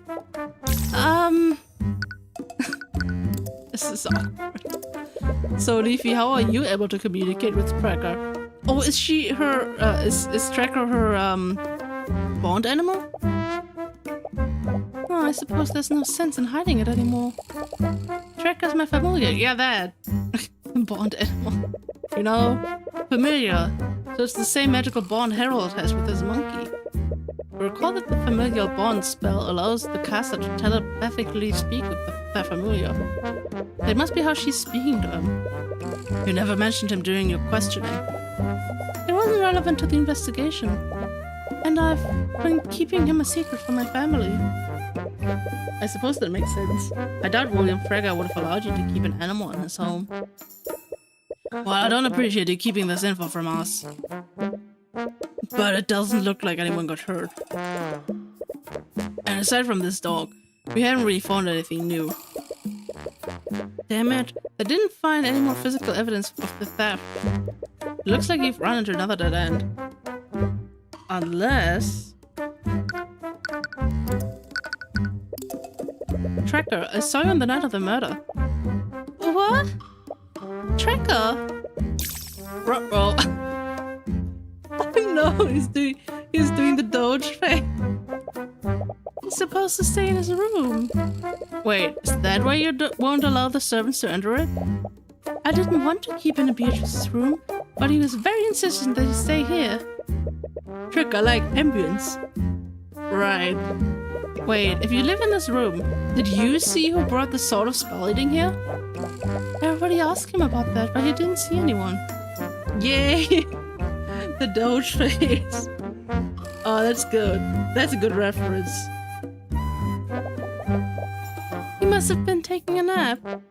Either that or he was roaming outside, even though I told him to stay here. He's doing it again. It's even better with a Doge on the chat. Perfect. Damn it. Tracker see a lot of things though. Tracker see many people that night. Right, he was roaming the manor during the Lord's Ball. He must have seen a lot of new people. Wait, if he was walking around, he might have seen something that the Inquisition doesn't know about. What did Tracker see? Can you tell us what you saw on the night of the murder, Tracker? Tracker see rats. This may be more difficult than you thought. I need you to be more specific. Can you go in order? Tell me about everyone you saw that night. Oh god. Do you think how long this will take? Okay. Tracker was taking a nap in the room, but Tracker woke up from loud noise outside. I thought he was just gonna list every person on the ball. Tracker hears small things running in the walls. Running in the walls? Tracker called Queen, but she didn't answer, so Tracker decided to take sound alone. Tracker follows sound outside. That's when Tracker smell the bad smell. Bad smell? That when Tracker smell flying rat. You smell the flying rat? Do you mean like a pigeon? Tracker could smell what rat was, so Tracker barked at him. Tracker must have scared rat, because he fell to the floor and dropped his stick. The rat had a stick? Tracker could see them now, so Tracker did one final bark to scare them off. The rats were scared and went back into the walls. They went into the walls? That's when Tracker picked up the stick rat dropped. Queen finally answered Tracker. She told him to go back to his room and hide. After message, Tracker brings stick back to room for inspection. Remember what time this encounter happened? What time? The Doge face is so good. Right, an animal wouldn't really have a concept of that. What did he say, Tyrion? Did he see anything? Well, he definitely saw something. Like, I'm thinking that the stick might be her sword. Because it was found here and he brought it here. Okay, let's try to take a moment to work through this. Tracker is an animal. Despite being able to speak with him, his use of words is very primitive. So you should carefully examine each of his statements. The first thing he heard was small things running in the walls. What did Tracker hear when he woke up? You recall that someone else obsessed with something similar that night. Tracker heard rats in the vents. The servants were complaining about rats running through their air vents, so they sent me to take care of it. I heard one of them running in the vents upstairs, and I followed it here. Sassy rats. Sassy rats venting. I know there's a typo, but sassy rats venting is also very funny. I figured I had nowhere else to go, so I opened it up and put a rip down. God damn it, not this voice. You must have heard the rats that Jan mentioned. They weren't actually running in the walls, they were running in the vents. The next thing he did was call the queen, but she didn't answer. Why didn't Leafy answer Trigger's message? The queen that he's referring to is probably Leafy, but Leafy wasn't with him at the time. He must have called out to her telepathically. Leafy was distracted by Leafy.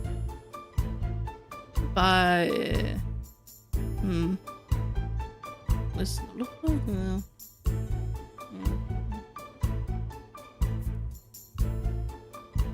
By Beatrice? The Inquisition? I mean, it could also be the anti-magic field. No, Leafy didn't really want Tracker to leave the room.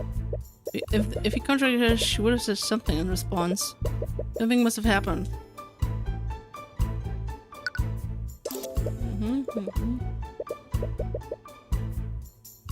Oh wait, are we saying that this is after the murder?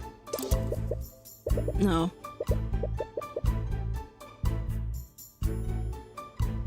Wait. Is that... No. Wait, Leafy? Was distracted?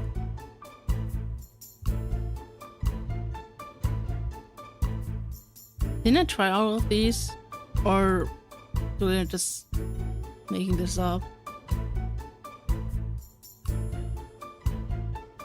Oh, wait.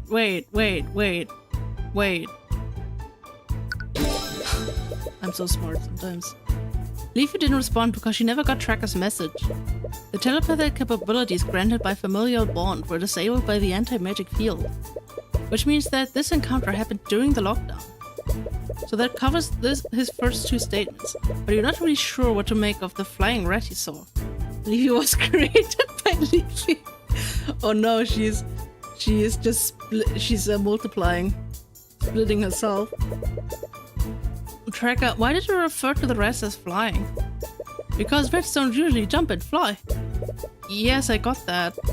Is it possible that what you saw wasn't really a rat? Is that the monkey? Rats are rats. They're small things that run and hide. So rat is a general term for him. He uses it to refer to small animals that are acting suspiciously. Anyways, with everything you know now, his statement doesn't make sense. His last statement. Why did Tracker finally hear Leafy? He said that Queen finally answered him, and this happened after he picked up the stick. Oh, he picked up the anti-magic sword. I thought he picked up Celeste's sword, but that wouldn't have been possible due to the anti-magic field. The will that was stolen was not a forgery. I mean, that's true. The stick... Wait, that Tracker obtained was actually a sort of spell eating. The Tracker, about that stick you found. Where did you put it after you came back to this room? Tracker hides stick in safe space, under the bed. And this stick, did it look like the sword that my friend's carrying? What? Hey, your friend stole my other stick. Wait, your other stick? Yeah, Tracker found it while he was hiding from the Metal Man. Metal Man? They're referring to the King's God. Very metal. He must have left the room, the bedroom and then were searching for the sword of spell eating. Wait, are you the one who stole Celeste's sword? Tracker! Did Tracker do bad? No, poor Tracker. Wait, he's 3 years old? Is that in human years or dog years? It's as I suspected. Tracker was the one that brought the sword of spell eating here. What? I have no idea how or why, but the sword of spell eating is lying in a hallway somewhere. Tracker found it and brought it back to Beatrice's room. His room? That can't be. So the person who framed Beatrice for the theft was... This sprite is so good. If it weren't for Tracker, the Inquisition would have never honed in on Beatrice at all. But why would the sword of spell reading be lying in a random hallway? Leafy, do you mind if I borrow Tracker for a little bit? Okay, Queen. He smelled good. Tracker trusts him. Thanks, I guess. Okay, but only if you allow me to accompany you. You know about Miriam's position, but how does Leafy feel about you prosecuting Beatrice? It's possible she might try to sabotage the investigation if you let her accompany you. But as Tracker's owner, you don't really have a choice. You nod to Leafy, but you also send a subtle gesture to Celeste to keep an eye on her. She silently nods and slowly follows behind her.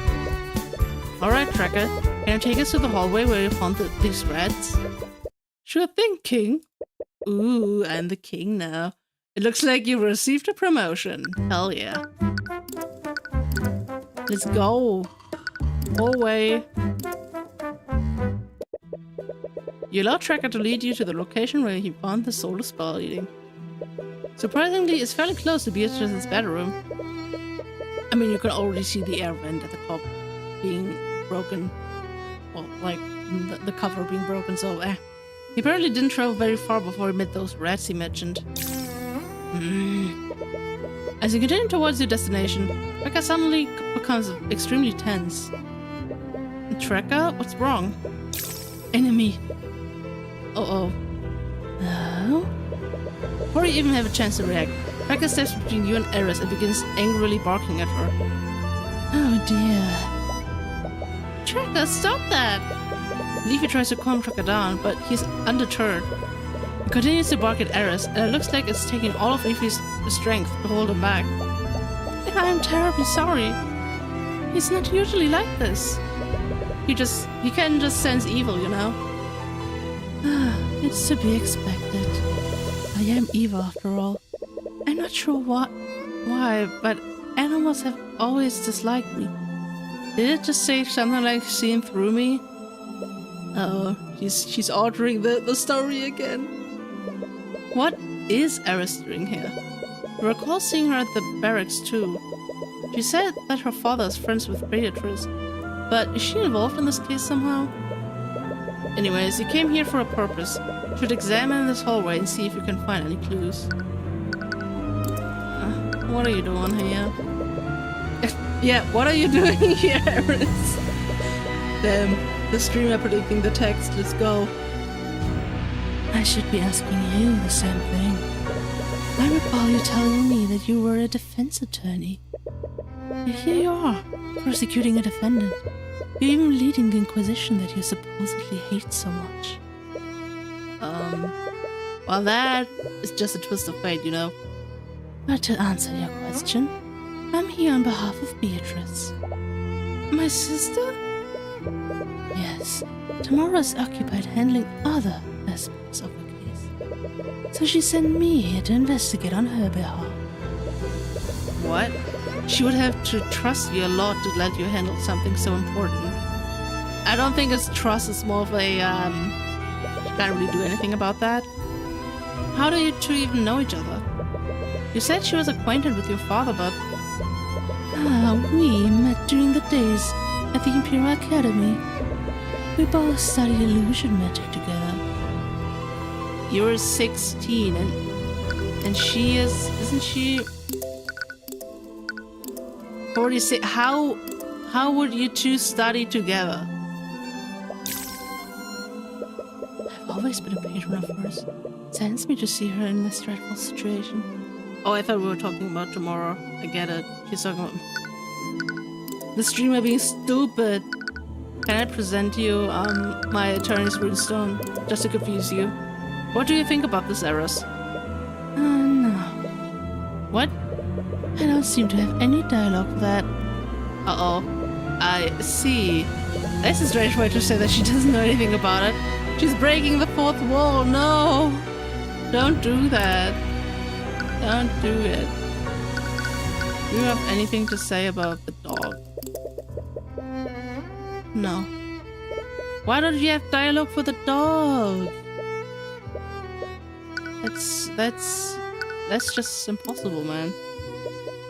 These crystals supposedly generate an anti-magic field during the lockdown. However, the sort of spell eating would make its wielder immune to these fields. Repario Arcanum! Ooh, there's magic on here. What? What do you see? The vents have traces of illusion magic inside them. What? Traces also go deep inside these vents. It's the same for the vents on the other side too. Ooh.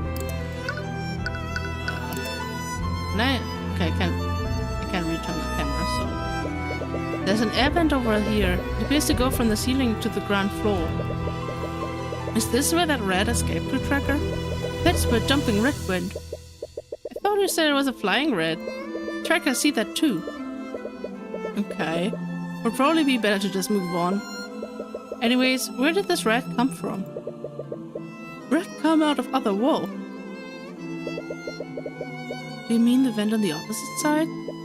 Yes, Tracker saw flying rat escape that way. What was this rat doing here in the first place?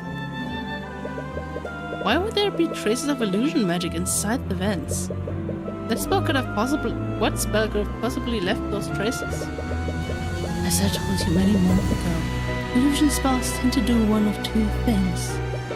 They either create freestanding illusions, or they can disguise an existing creature. I doubt someone created a small freestanding illusion in the vents, so a disguised creature must have been inside these vents at some point. But these vents are so tiny, no one would be able to fit inside them. Except for the monkey. The monkey is still sus. Tracker could see them now, so Tracker did one final bark to scare them off. The rats were scared and went back into walls. But a rat would be able to fit in these vents. Oh yeah, I guess that'd be true.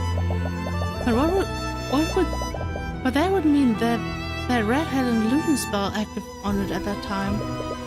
It's not only that. He said that the queen finally answered him, and this happened after he picked up the stick. That shouldn't have been possible because of the anti-magic field. Rekka saw this rat during the lockdown. He would have been inside the anti-magic field created by the lockdown.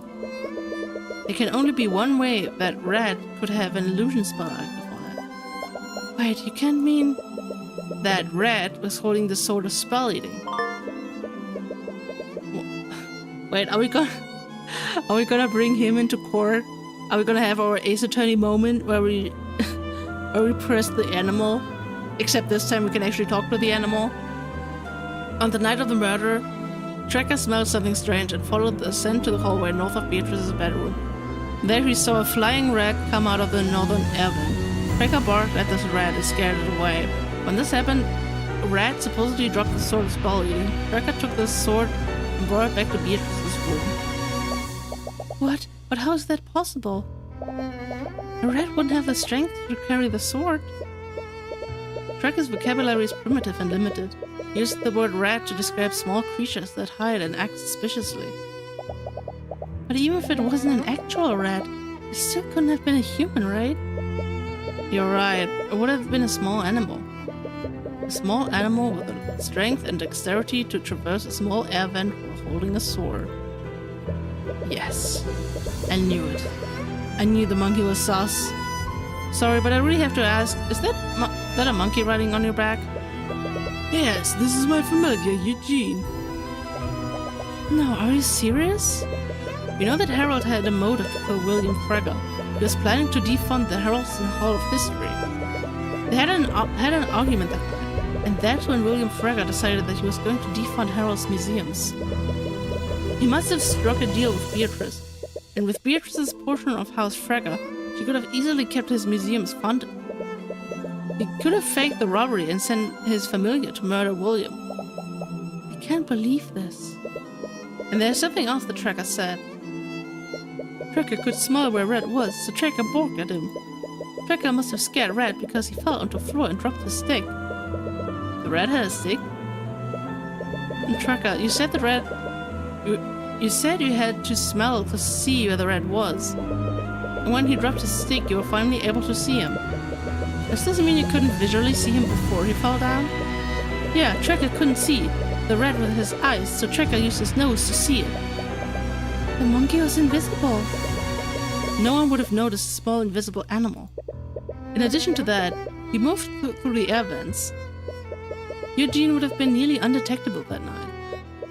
Beatrice is a master of illusion magic, so it's possible that she cast invisibility on Eugene. Not invincibility, that would be too OP. Invisibility, school illusion, incantation, occultare. Clap both hands together. Oh. 1 hour, no concentration, one of the highest forms of illusion magic. This spell makes the target creature or object completely invisible. While invisible, the target will be completely transparent and undetectable visually. Targeting a creature, this spell will also affect anything that the creature is wearing or holding. Okay, but you know how Beatrice keeps clapping both her hands together? And then there's the position of this air vent.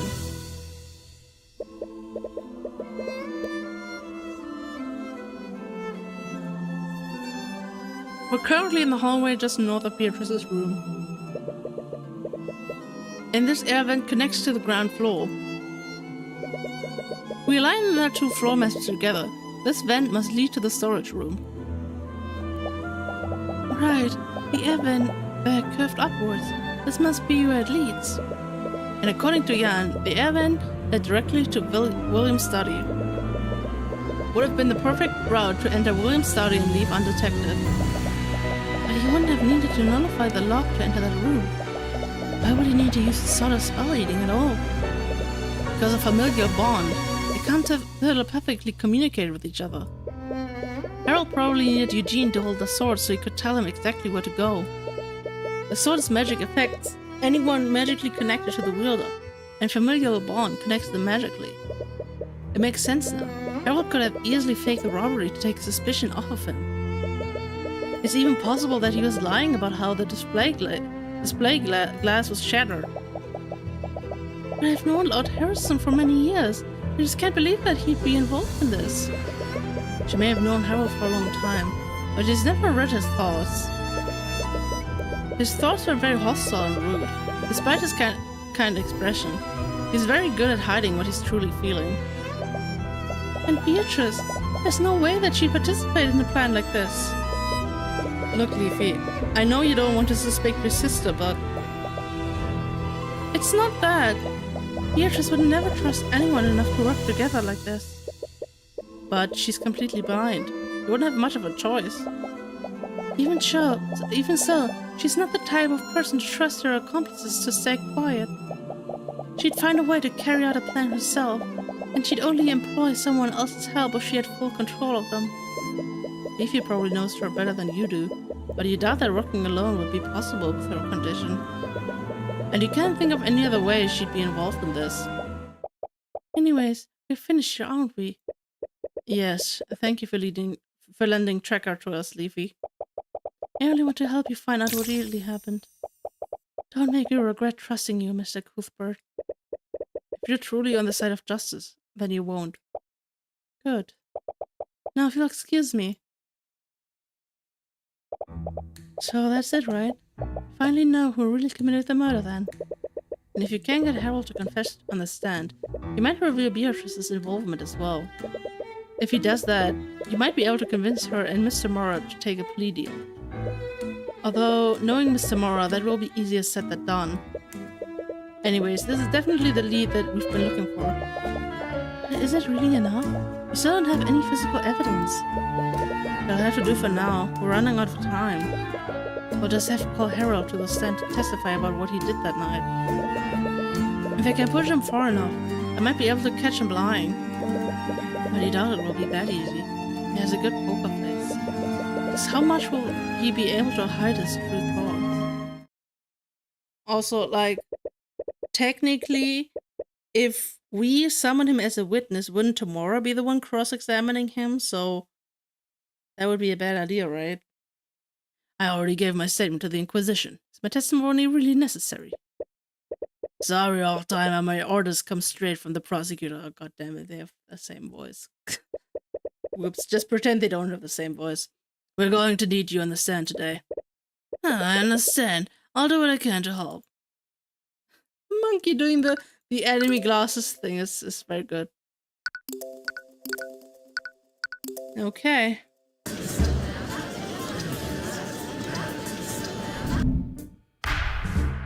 Bonk.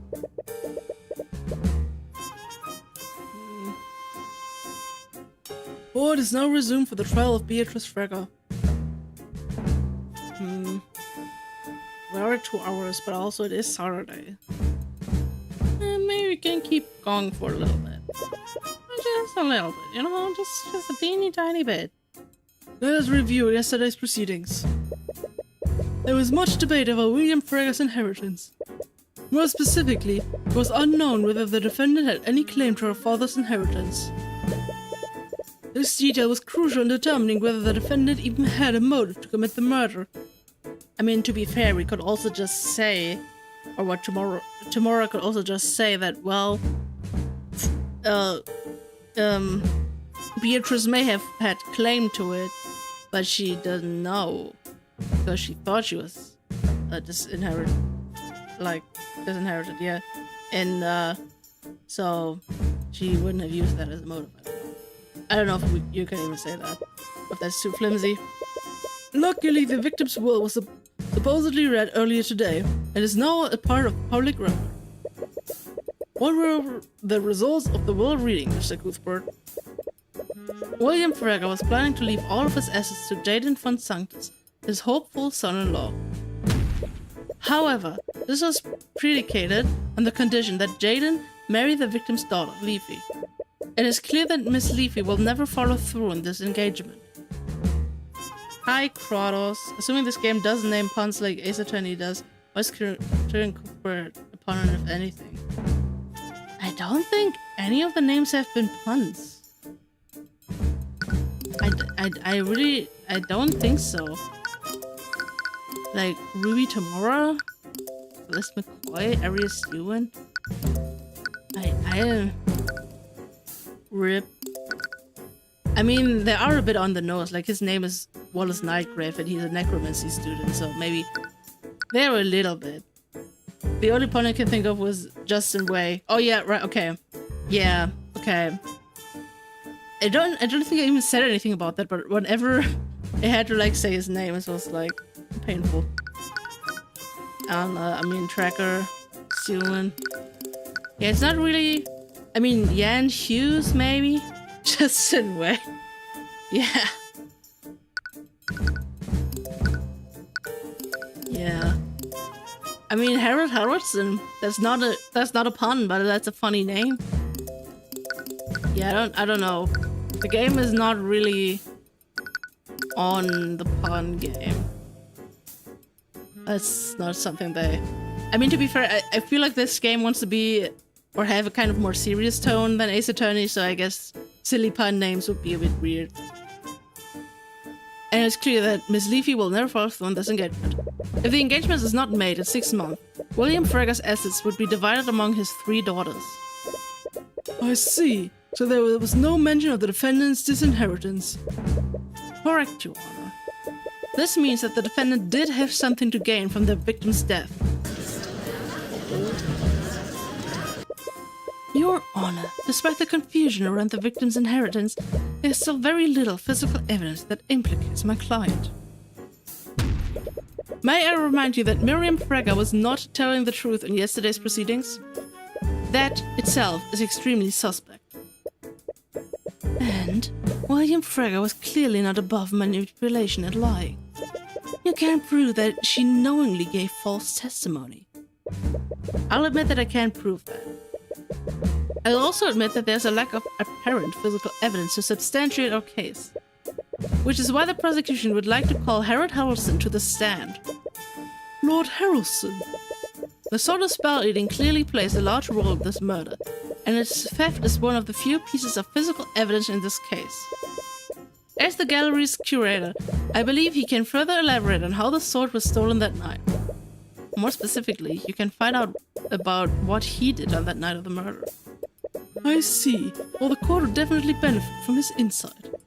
Bailiff, please escort Lord Harrison to the stand. God damn it, I have to do his voice more. Witness, please state your name and occupation for the court. Of course. My name is Harold Haraldson. I am the owner and curator of the Haraldson Hall of History, located in Homerith. That's quite the alliterative occupation, I was about to say. And it's actually very fun to say. Except for the hammer, except for the town part, that's actually really fun to say.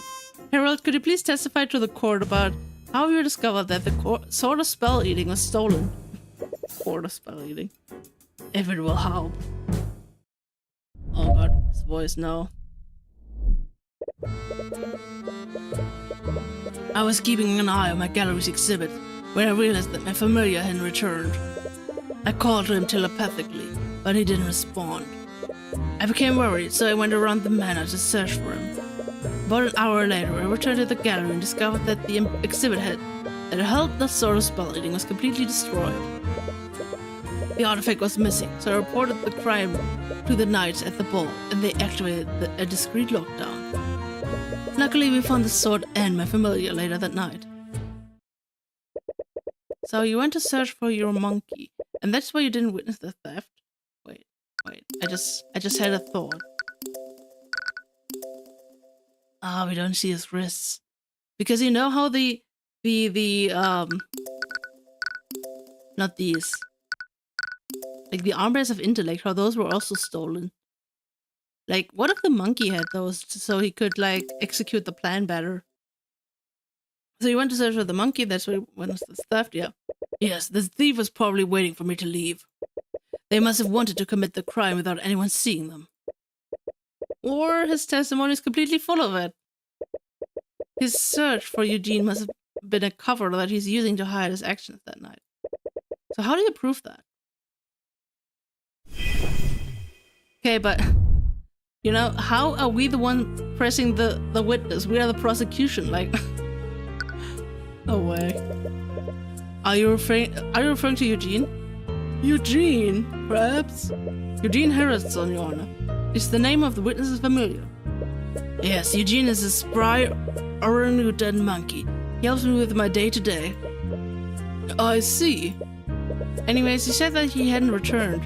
Does this mean he left you early in the night? Yes, he always likes to explore large buildings, like Frega Manor. But he usually doesn't leave for that long. He just got bored, Dad. Does he typically ignore you like that? Sometimes. He's a young boy, so he likes to have his privacy. I try not to pry, but I was wary of what would happen if a noble or a knight came across him. He usually knows not to bother people, but you never know what might happen. I'm worried. You left the gallery room? Yes. As I said, I was worried that something had happened to Eugene. Where did you go during your search? First examinations are called this because two sides cross their examinations on the witness. It's never really used like that in Ace Attorney, but it's the normal way. I mean, true. But on the other hand, Tomorrow's also not saying anything. So, like, yeah, we just switched. I mean, but yeah, of course, I'm not holding Ace Attorney as the gold standard for how court proceedings work, okay? I know it's very inaccurate. Where did you go during your research? Eugene usually knows to stay out of people's bedrooms, so I went downstairs and searched for him there. I checked the bathroom, sitting room, and coat room. Then I finally checked the kitchen and pantry. I might have gone there to steal some snacks. But you didn't find him in any of those places. No, I didn't. Damn it. If I recall correctly, the glass was completely shattered. Yeah, it could be worked better into the game. True. Maybe for a sequel, right? Wink wink. This is despite the presence of several abjuration spells that protected it. Yes, it would have taken an extremely powerful spell to break it like that. As you saw, the glass display was shattered to shards. Unless Herod had a way to dispel that magic, a powerful mage must have destroyed it. I mean, we know that he can just use the password. Perhaps Herod had Beatrice shattered the glass before she went to the ballroom.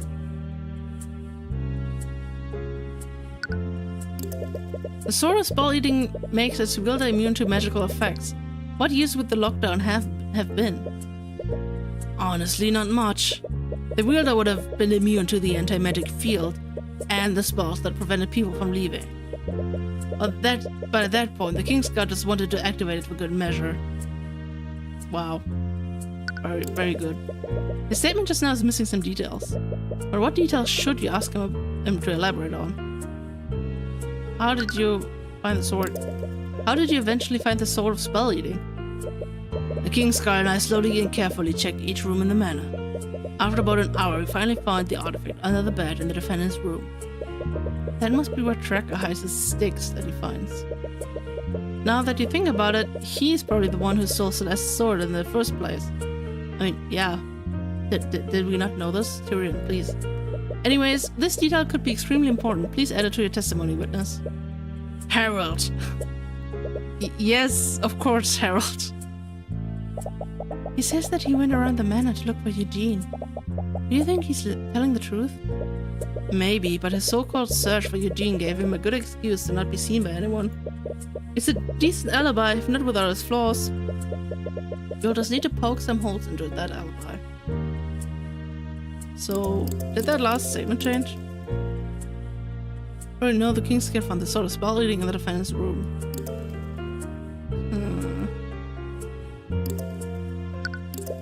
The statement just now is missing some details.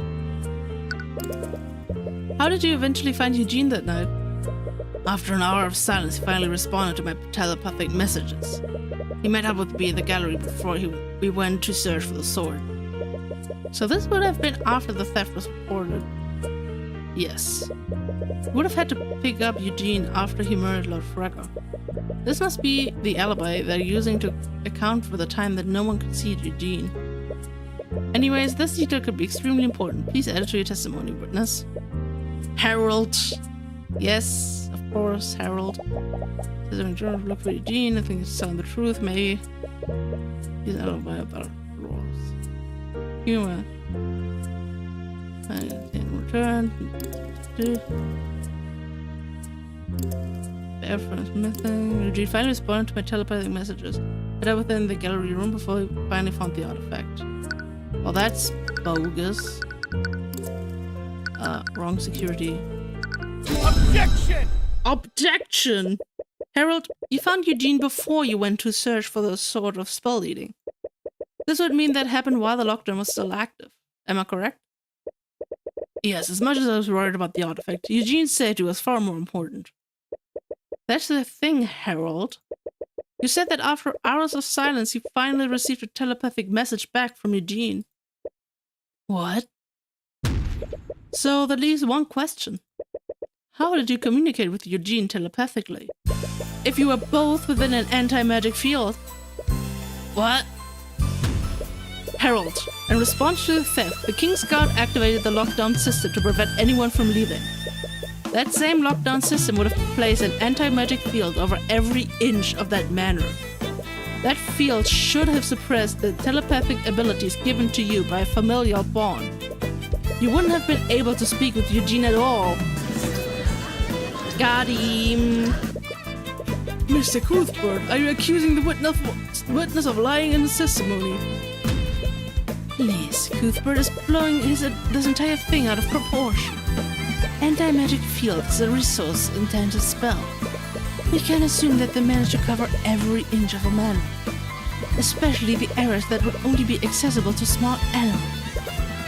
Mr. Mora, let's assume that Eugene managed to reach some sort of blind spot in the lockdown system. Magical telepathy granted by familial bond connects two people. Even if Eugene wasn't affected by the anti-magic field, Harold would be. That's very true. Unless he climbed into the air vent.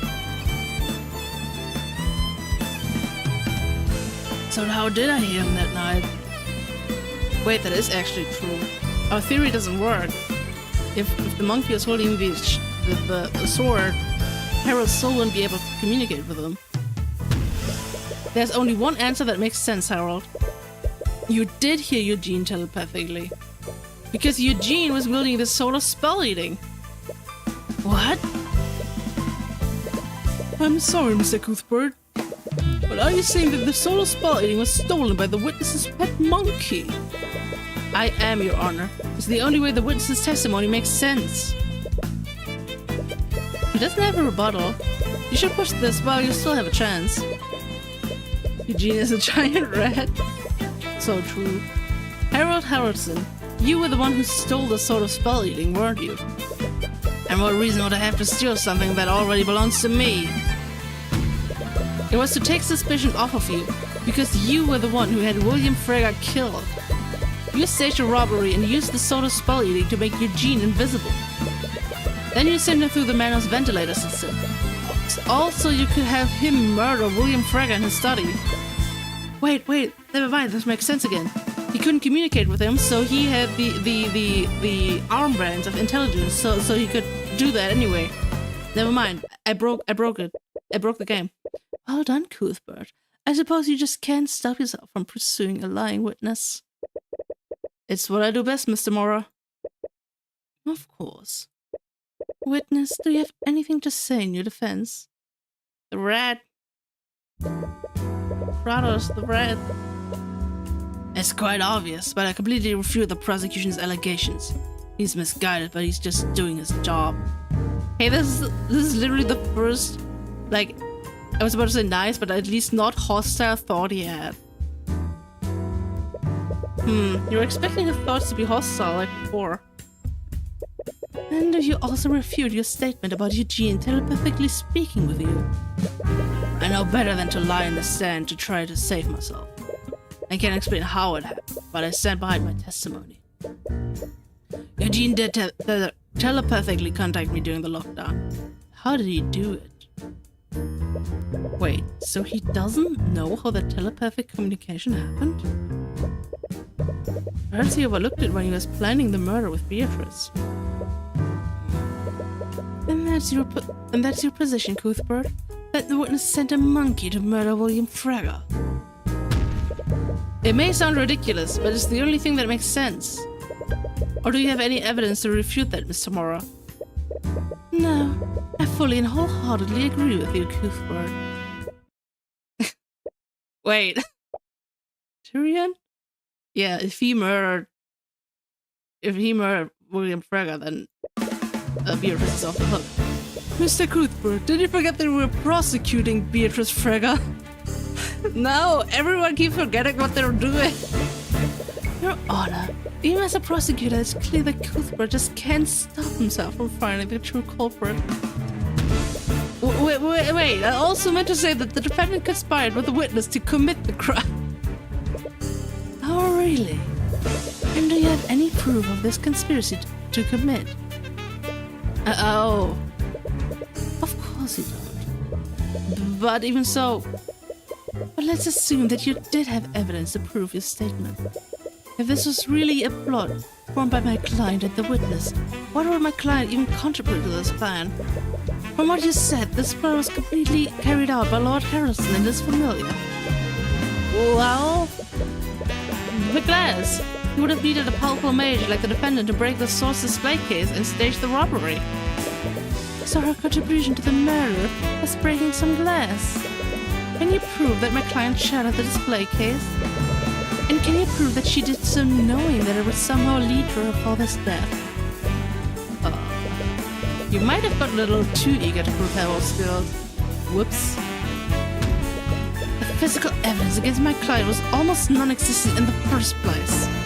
Meanwhile, it seems the prosecution has just brought forward physical evidence that implicates Lord Harrelson.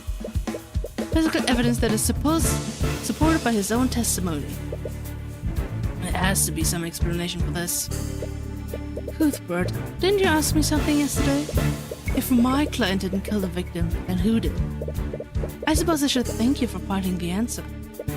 Damn it! All you did was make it more difficult to prove your case. Well, that's a rip, man. But Harold has to be involved in this. You weren't wrong about that. Only Eugene would be small enough to traverse the evidence. But isn't there anything else you can use? With the threat of indictment, Harold must be stressed. He's gotten you out of a tight spot before. Maybe you can find the evidence in his mind. No! I'm bad at that. Huh. You can use every trick you have, Cuthbert. It won't help you. Ignore her. Calm your mind and focus the air of horrors on him. You have to find something, anything, that might tie the murder to Beatrice. Naught can remain concealed. Naught can remain concealed. Time to suck at this. Sword. I can't believe that one of my artifacts was used to commit a murder. It's completely disrespectful to the culture and history behind it. What? He's speaking as if he truly had no hand in this. But that can't be true, can it? Come on, Cuthbert, don't be like the corrupted prosecution and like accuse him of a murder he didn't commit. Eugene, just what were you doing that night? Did he really wield the sword? Only for a brief moment? Wait, he should have known exactly where Eugene was that night. Why would his thoughts say that?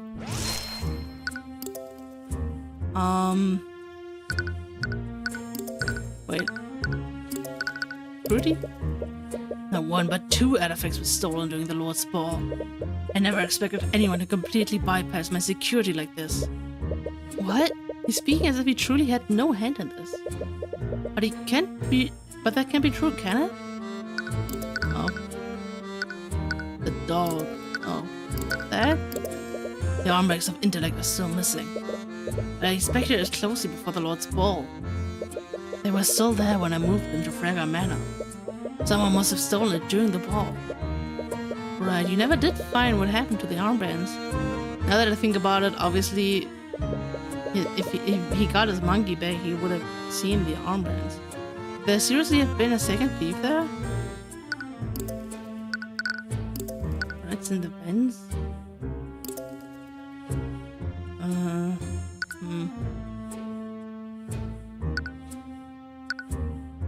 We got anything?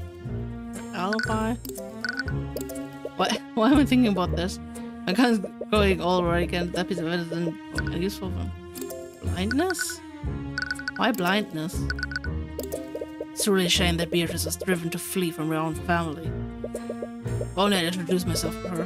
Perhaps we could have found a solution together. He doesn't know Beatrice? But how? She planned to murder with him. Unless... What? What's going on? He's speaking as if he really had no hand in this. Thanks, everyone. You can guard yourself from the eye of horrors, but you can't lie to it. And if that's true, were you wrong about Harold's involvement? Is he really innocent? See anything, Cuthbert? Your Honor, it's clear that the prosecution has nothing left to argue. There's very little evidence implicating my client, and there's far more likely suspects in front of us right now. Yes, I must agree, Miss Tamora. At the very least, I see no reason to prolong this trial any longer. Wait. Beatrice couldn't have personally done this. Discounting the fact that she's completely blind, she was with the two princes for most of the night. So who actually killed William Fragga in his study? Think about this. The reason why I suspected Harold in the first place was because of what Tracker said. Tracker's vocabulary is primitive and limited. He used the word rat to describe small creatures that hide and act suspiciously. But even if it wasn't an actual rat, it still couldn't have been a human, right? You're right, it would have been a small animal. A small animal with the strength and dexterity to traverse a small air vent holding a sword. Tracker definitely saw some kind of animal. Was it someone else's familiar? Who did Tracker see in the air vent? Not much I can choose. But we don't know anyone else's familiars. So I feel like this is wrong. No, it had to have been Eugene. Okay. Find the sword, and Eugene couldn't have communicated with Carol unless the sword protected both of them from the anti-magic field. But why? Did Eugene just happen to be in that hallway? It also doesn't explain why the sword spell was even there. No, Tracker said that Eugene came out of the air vent on one side of the hallway and then fled into the air vent on the other side. Even for a small monkey, those vents would be extremely cramped. He wouldn't have entered those vents out of mere curiosity. Why was Eugene in the air vents? You know now that Harold didn't participate in the murder. But did he know about what Eugene was doing that night? Harold was not acting to frame Harold. Harold was not acting... Or was Eugene not acting of their own free will? Wait. Now that's familial bond. I thought we had like a control spell, but I guess not. No, that kind of for sure why Eugene was there, but I like the Harold, even knew about it. Harold was not acting to frame Beatrice? Kind of want to build up. Alright, Beatrice was acting to frame Harold. Oh wait, no wait. Eugene was acting of their own free will. Eugene was acting of his own free will. That's the explanation that makes the most sense. But how and why? Harold is the only person that is magically connected to Eugene. And even if Beatrice somehow got Eugene to follow her orders, she wouldn't have been able to direct his actions telepathically. Beatrice couldn't use any other conjuration spell to contact him either. She was also in the anti-magic field when she was with us. So if Eugene was the one who murdered William Fragger, was he acting independently? No, that can't be possible. How could Eugene have carried out this plan independently? This plan required knowledge of Fragger Manor's ventilator system. It also involved murdering William during the lockdown and destroying his will. Eugene might be smart for a monkey, but a normal monkey wouldn't have known how to identify and destroy William's will. Even if Beatrice had somehow trained him to do all this beforehand. Eugene wore the armbands of intellect. Yes. No, it couldn't be. I discovered that the armors of intellect had been stolen as well. And unlike the sort of spell eating, we still haven't found the armbands. You look at the glass case where the armbands used to be. The thief didn't shatter the glass. Exactly. Moreover, the armbands were actually replaced with the very well made replica. The magical locks of the case can be disabled. How are they normally disabled? And can be turned on and off using a spoken password. How many people know this password? Only myself. I personally oversee the transport of these items when they're moved. Only Harold knows the password, but someone could have overheard him saying it, like the monkey. Someone that's constantly looking over his shoulder. You've made some ridiculous statements in the past, but there's no way the judge will even entertain this theory. You have to be smart about this. I mean, hey, at least it's a familiar, right? And not just a pet parrot, okay? Your Honor, I think there's one more witness that can clear up this discrepancy once and for all. I believe he can prove the prosecution's case to the court. Really? I frankly find that hard to believe.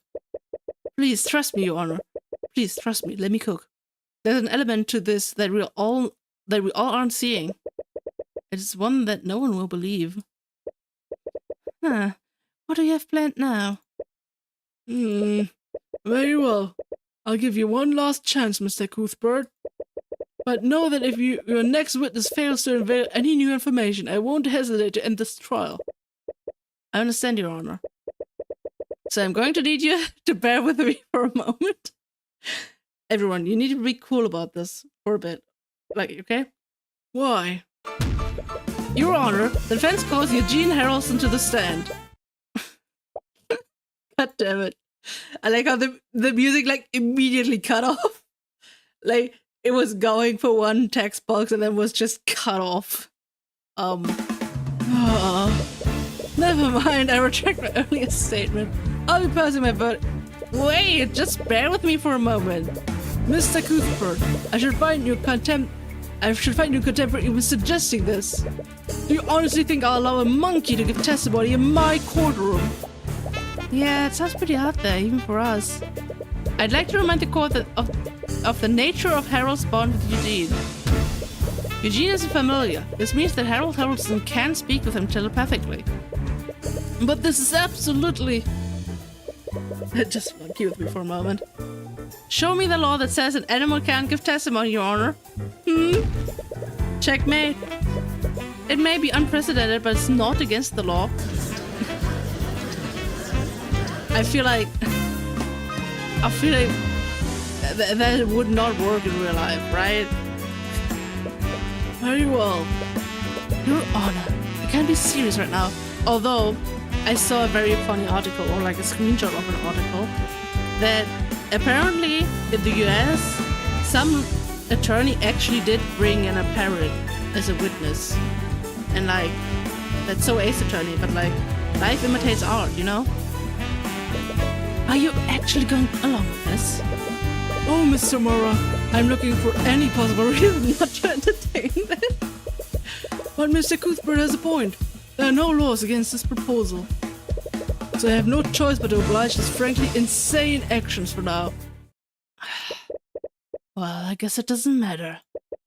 It's not as if this will reveal anything. Can't believe I'm saying this, but... Bailiff, please escort Lord Harrison's monkey to the stand. Look at him. Witness, please state your name and occupation to the court. I could do without the sarcasm, Mr. Mora. Eugene is Eugene. Eugene Monkey. Bailiff, make sure the stenograph gets Harrison's translations. Ugh. You can't see the armbands on him right now. He must be at his normal intelligence now. That sounds so rude to say it like that. Although, how would he even wear them? Perhaps he held them in his hands. They require physical contact after all. Eugene, did you steal from the gallery of the night of the murder? Ook, ook, ook. Eugene, never steal from Harold. Eugene, respect Harold. Then you have no problem testifying about where you went during the Lord's Ball. Can't believe I let you convince me to permit this. The judge is like, yeah, you know what, Tyrion, just stay a defense attorney. You won't be, you never to be a prosecutor again. Bow tie is under it, I bet. Oh, true, he's like wearing it as his necklace. Eugene, explore house. Eugene, look for new place to play. Cook, cook. Ah, yeah. Eugene, also look for spiders. Spiders, yum, yum. You think Eugene steal armors of intellect? Oh, God. Eugene never steal from Harold. Harold, friend. Oh, yeah, yeah. Eugene always Harold's friend. Apes strong together. Apes strong together. Oh, you did it, Cuthbert. You blew this case wide open. Is this really going to help us? Look, you just have to trust me on this. Trust me. Do trust me, bro. I trust you? That sentence sounds like a tantrum question at the end. I think I spider. Haha, I get it. That's a good one.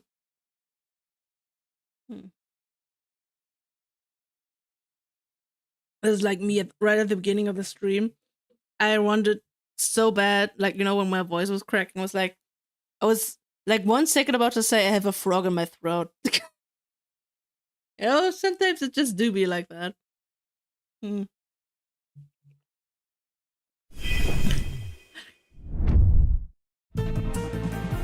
Interpret? Objection! Oh, I didn't. Your Honor, where does the thoughts contradict it? Oh, we haven't done that in forever, so I didn't know what that did. The witness's statement was many things, but it was not contradictory. Right, I suppose I see what you mean. Okay, let's press him. But Harold doesn't associate with House Fragga. Surely you've visited Fragga Manor before that night. Manor constantly changes, William always doing renovations. There's always new discovery to be made. This method makes sense. William certainly had the goal for it.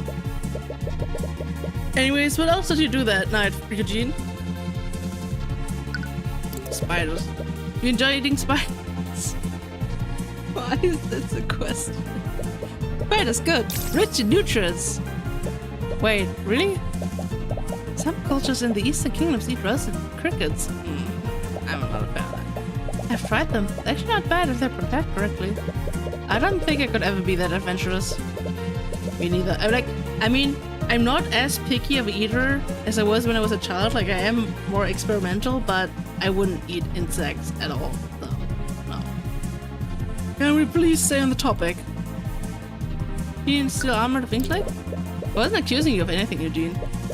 Perhaps you accidentally unlocked the case and took them thinking there was some sort of toy. This could all be an honest mistake. Eugene, not dum-dum. Eugene know how important artifacts are to Harold. Eugene never take from him. Eugene never steal from Harold friend. He might not have knowingly done it, but perhaps he took one of those artifacts by accident. Eugene never do that. And how do you explain your brief contacts with the sort of spell eating? Harold couldn't have telepathically contacted you unless one of you was willing it. Eugene don't understand question. Right, he won't understand how the sword works without using his heightened intelligence. I'm pretty sure he's still like wearing the band, but he's pretending to be stupid. Unless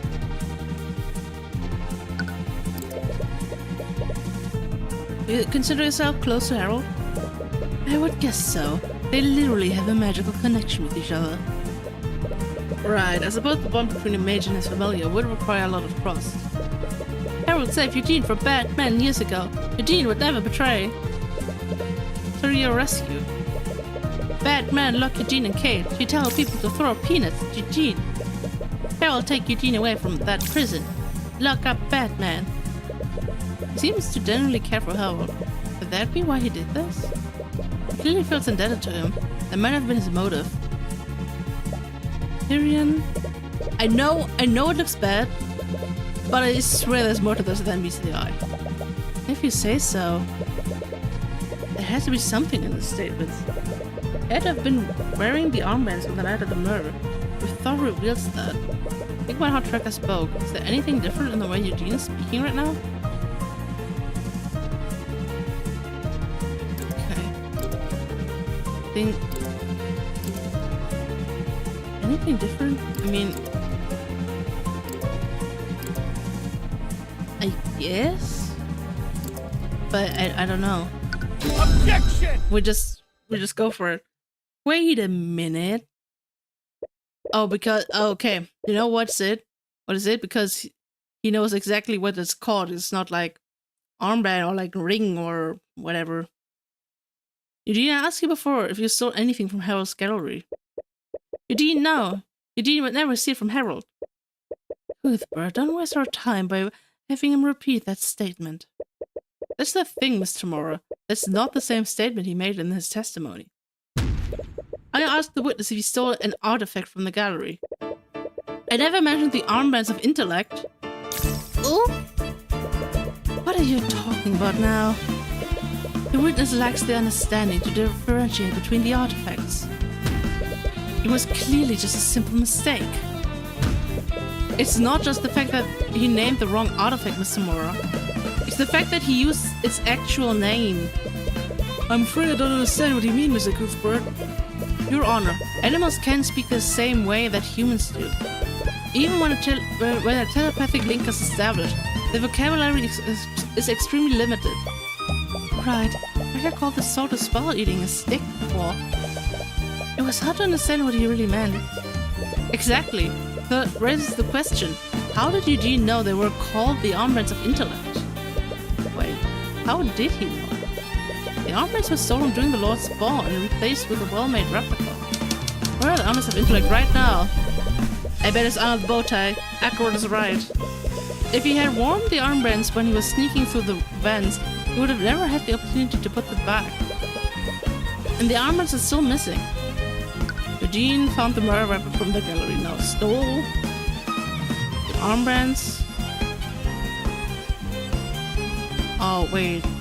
Kid? Somewhere in the manor?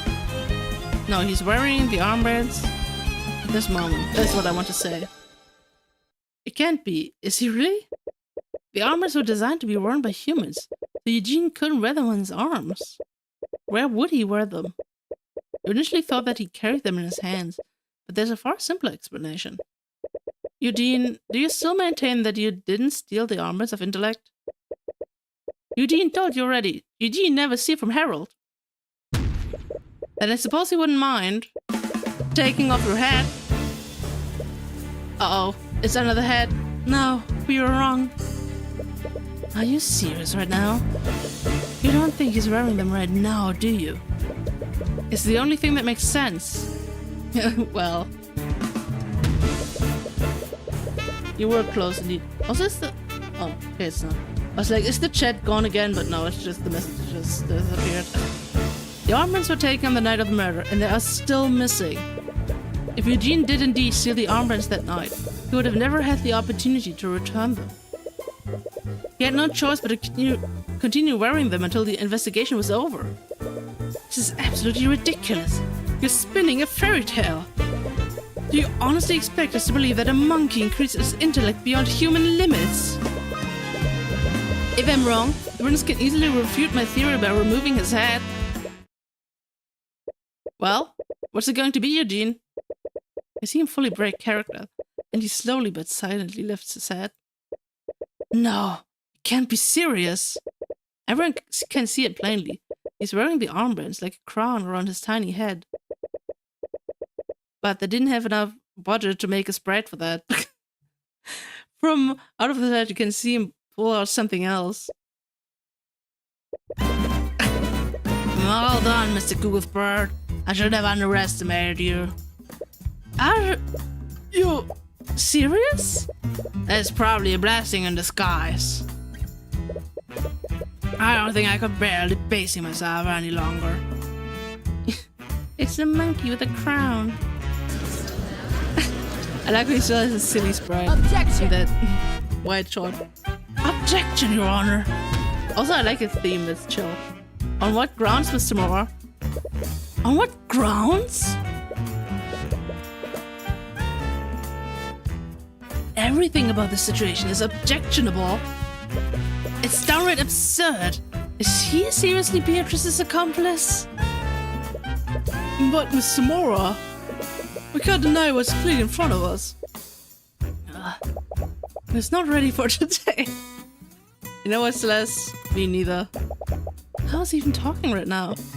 Scholars believe that humans and apes evolved from a common ancestor. Perhaps all apes can speak the common language under the right circumstances. Yes, Sakura, this is exactly what I'm thinking about. I object to this. This is objectionable. Now we need to object to the witness's talk activeness, and then we're good. Evolved, please. I've observed your society. I think calling humanity evolved is being quite generous. It's funny seeing everyone saying this about all like, yeah. Like the first game is still so good, man. It's still so good.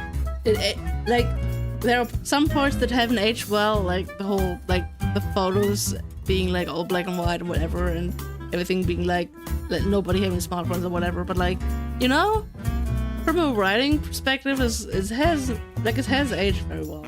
I think it's so good, so very funny. This can't be happening. Well, are you done gawking at me like a bunch of simpletons? Simpletons? Wait a minute. It's quite difficult to separate myth from actual historical accounts. Right, I remember encountering a similar problem at the Imperial Academy. Oh, you must be quite dedicated to your studies. And let the simpleton enter the Imperial Academy? Oh. Rude, I suppose that can't be helped. Every insulting thought that you've seen from Harold, they weren't Harold's thoughts at all. They were Eugene's thoughts. Oh no. He's been wearing the armor since you first met. You know, that actually makes sense. So, like, he was always wearing these. But I still don't understand. Why would he even take the armbands in the first place? I'll admit that the Lord's Ball was one of many occasions. The first time I touched them was due to the sheer chance. You put them on by accident? My unawakened self was enamored by its glittering sheen. I merely wanted to touch them, but I first held them in my hands. I experienced a sense of clarity that I never felt before. Wait, he's 20 years old? Damn. Is that old for a monkey? I don't know. I was afraid of what I experienced, so I left them alone. But as I returned to my primitive lifestyle, I couldn't stop thinking about what I felt that day. My god, he really broke out of the Matrix. You were hooked. I wasn't quite phrased like that, but I suppose you're not wrong. I already knew the password to Howard's vault, so I'd come in from time to time and indulge in the armand's power. But the more time I spent with my awakened intellect, the more I craved its power when I had to put them away. And that's when you made the replica. While no one was watching, I devised a plan to discreetly take the armbands. Harold would have eventually discovered that they were stolen, but he would have concluded that a noble from the Lord's Ball took them. Because of the pressure that he was receiving from the crown. I'm not proud of what I've done, but I never expected things to reach this point. I didn't expect someone to steal the sword of spell eating as well. I certainly didn't expect a murder to happen that night. Gorillas, orangutans, and bonobos can get to 50, but smaller monkeys only get to 20. Damn, so he's actually really old. So you still maintain that you're innocent? Of course I know. I stole the armbands, but I did not murder William Frege, nor did I take the sword of spell eating. Allow me to elaborate. Witness testimony. I'll admit that I took the armbands and replaced them with a replica, but I was not the crook who stole the sword of spell eating. The threads were completely different from one another. The display case for the sword was completely shattered. I spotted the sword. I spotted the sword when I was exploring the manor. I was lying in the middle of a hallway. And wondering why such an important artifact would be lying there, so I took a closer look to extract it. That's when I heard Harold call out to me telepathically. That sword must have protected me and Harold from the anti-magic field. I wanted to take the sword and return it, but a wild dog chased me away from the scene. He has a point. He didn't need to share the display case of the sword. Yeah, he already knew the passwords. But Tracker said that Eugene was the one who dropped the sword. Furthermore, he escaped into the air vent that led into William's study. His actions that night were definitely not as innocent as his testimony implies. He must have lied somewhere.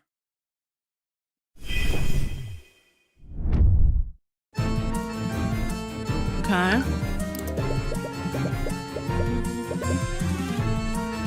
He stole the armbands by using Harold's spoken password, am I correct? Yes, I sit on his shoulders most of the time. He obviously never suspected what I'd do, so it was a simple matter of listening to him when he transported the artifacts to Frege Manor. And can I assume that you knew the passwords for the other displays as well? I do, and I can easily demonstrate it. You doubt that he'd lie about that when you can easily check it. Even so, you already lied about not stealing the armbands. Why should we believe you now? The answer to that lies in the physical evidence. That was related for another. How do we know that you didn't shatter the glass to cover your tracks? Harold's password nullifies the locks, but they don't nullify the magic that protects the glass. Harold told you himself, didn't he? Only powerful mage could have shattered the reinforced glass. But as a familiar, magic can be cast through you. Only Harold can cast magic through me. I can't cast any spells myself. And even if I could, Harold's spell companion doesn't have a spell that's powerful enough for that. His logic is sound. But if what he's saying is true, who shattered the glass? Anyways.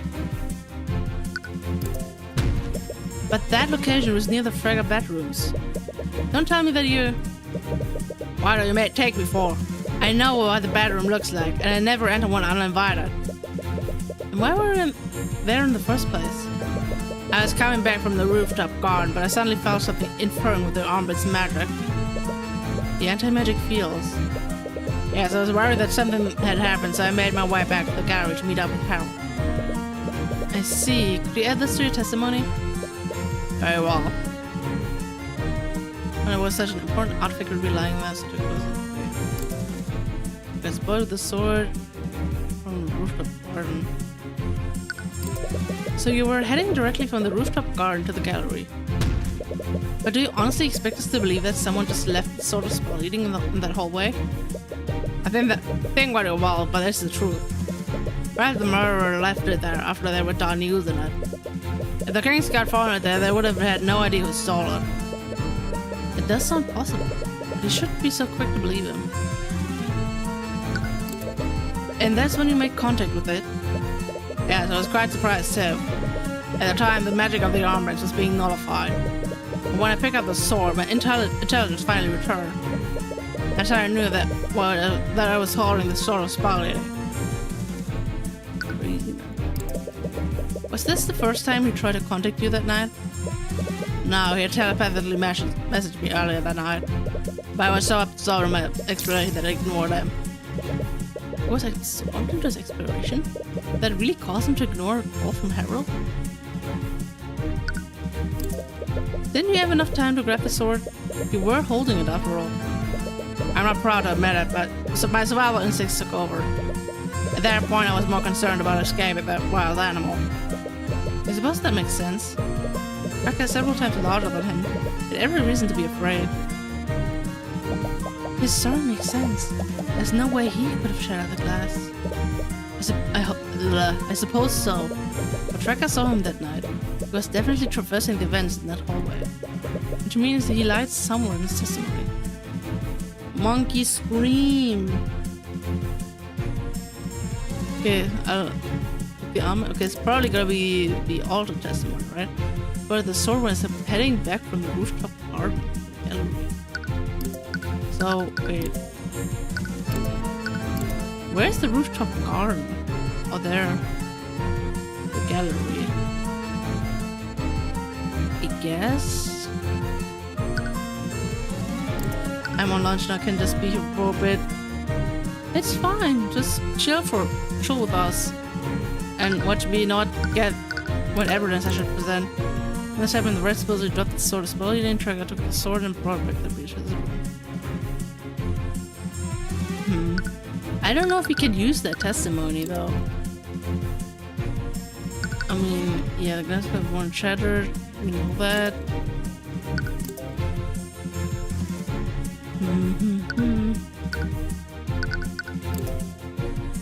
Everyone for the energy connected to the soul spirit.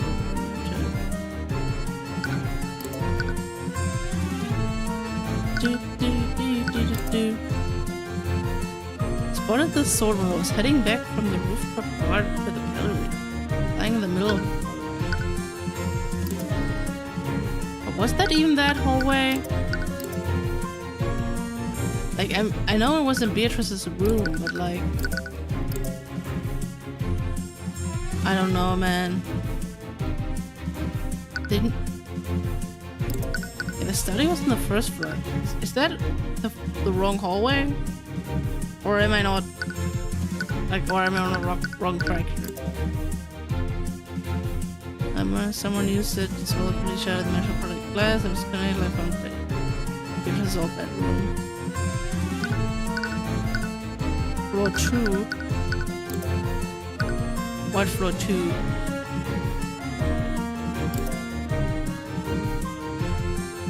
Floor 2 as in the sword was found on floor 2, or what are we trying to say here?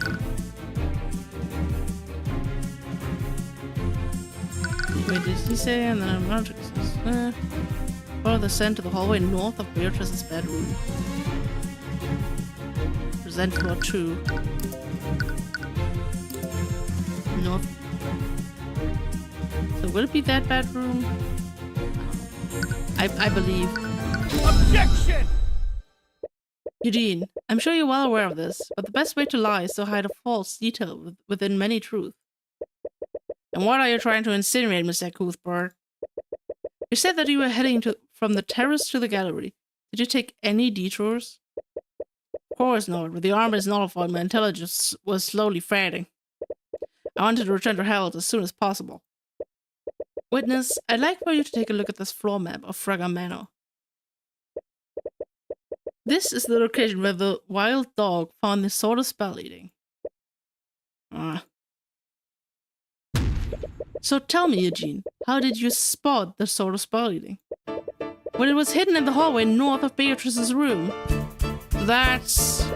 Why are you nitpicking such an insignificant statement? He probably just got distracted and went down the wrong hallway. Mr. Morgan, Eugene came from the rooftop garden, and he was adamant that he went directly to the gallery to reunite with Harold. Even if his intellect was muddled, he was intent on reuniting with his worried companion.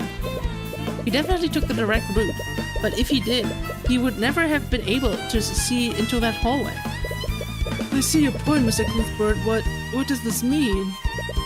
It means that the witness lied about where he was before he discovered the sort of spell eating.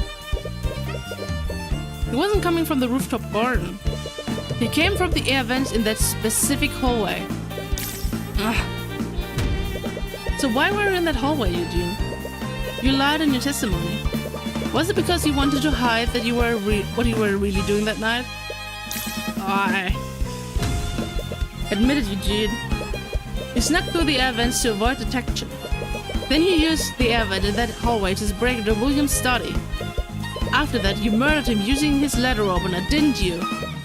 That's not what I went there to do. No, I didn't mean. Damn. Bonk. She slipped up.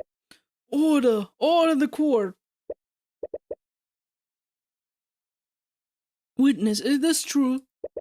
Did you break into William Frager's study during the lockdown? Right, I did enter the study, but not for the reasons you think. William Frager was already dead when I got there. What? What did you just say? It's true. Do you honestly expect us to believe a story like that? How could someone else have killed the victim before he got there? Frager took the sword of spell eating, and you were the only intelligent creature that could walk through the air vents. I understand how unbelievable and suspicious this sounds. Why do you think I lied in the first place? But it's the truth, Mr. Cuthbert. You have to believe me. You don't see any contradictions through the eye. That hardly absolves him of guilt. Could he really be telling the truth? That's true. That only brings you back to the one question you've been asking since this all began. Who really did this? Okay, Eugene, let's assume you're telling the truth. Do you actually believe me? Let's not get ahead of ourselves. You're still my only suspects of this. But I know better than anyone about jumping to conclusions. So I'll give you the benefit of the doubt for now. Ah, sure. However, if you want to absolve yourselves, I need you to tell me about what you really saw that night. There might be something, anything, that might point to who really did this. Very well. I'll tell you what I saw. Although I doubt you'll believe me. Hey Phoenix, good news, my dad is having me over tonight. So high chance he won't bother us next weekend. Yay! That's a rarity. I discreetly made my way to the hallway through that other air vent. I exited the air vent in that hallway and tried to leap to the other side.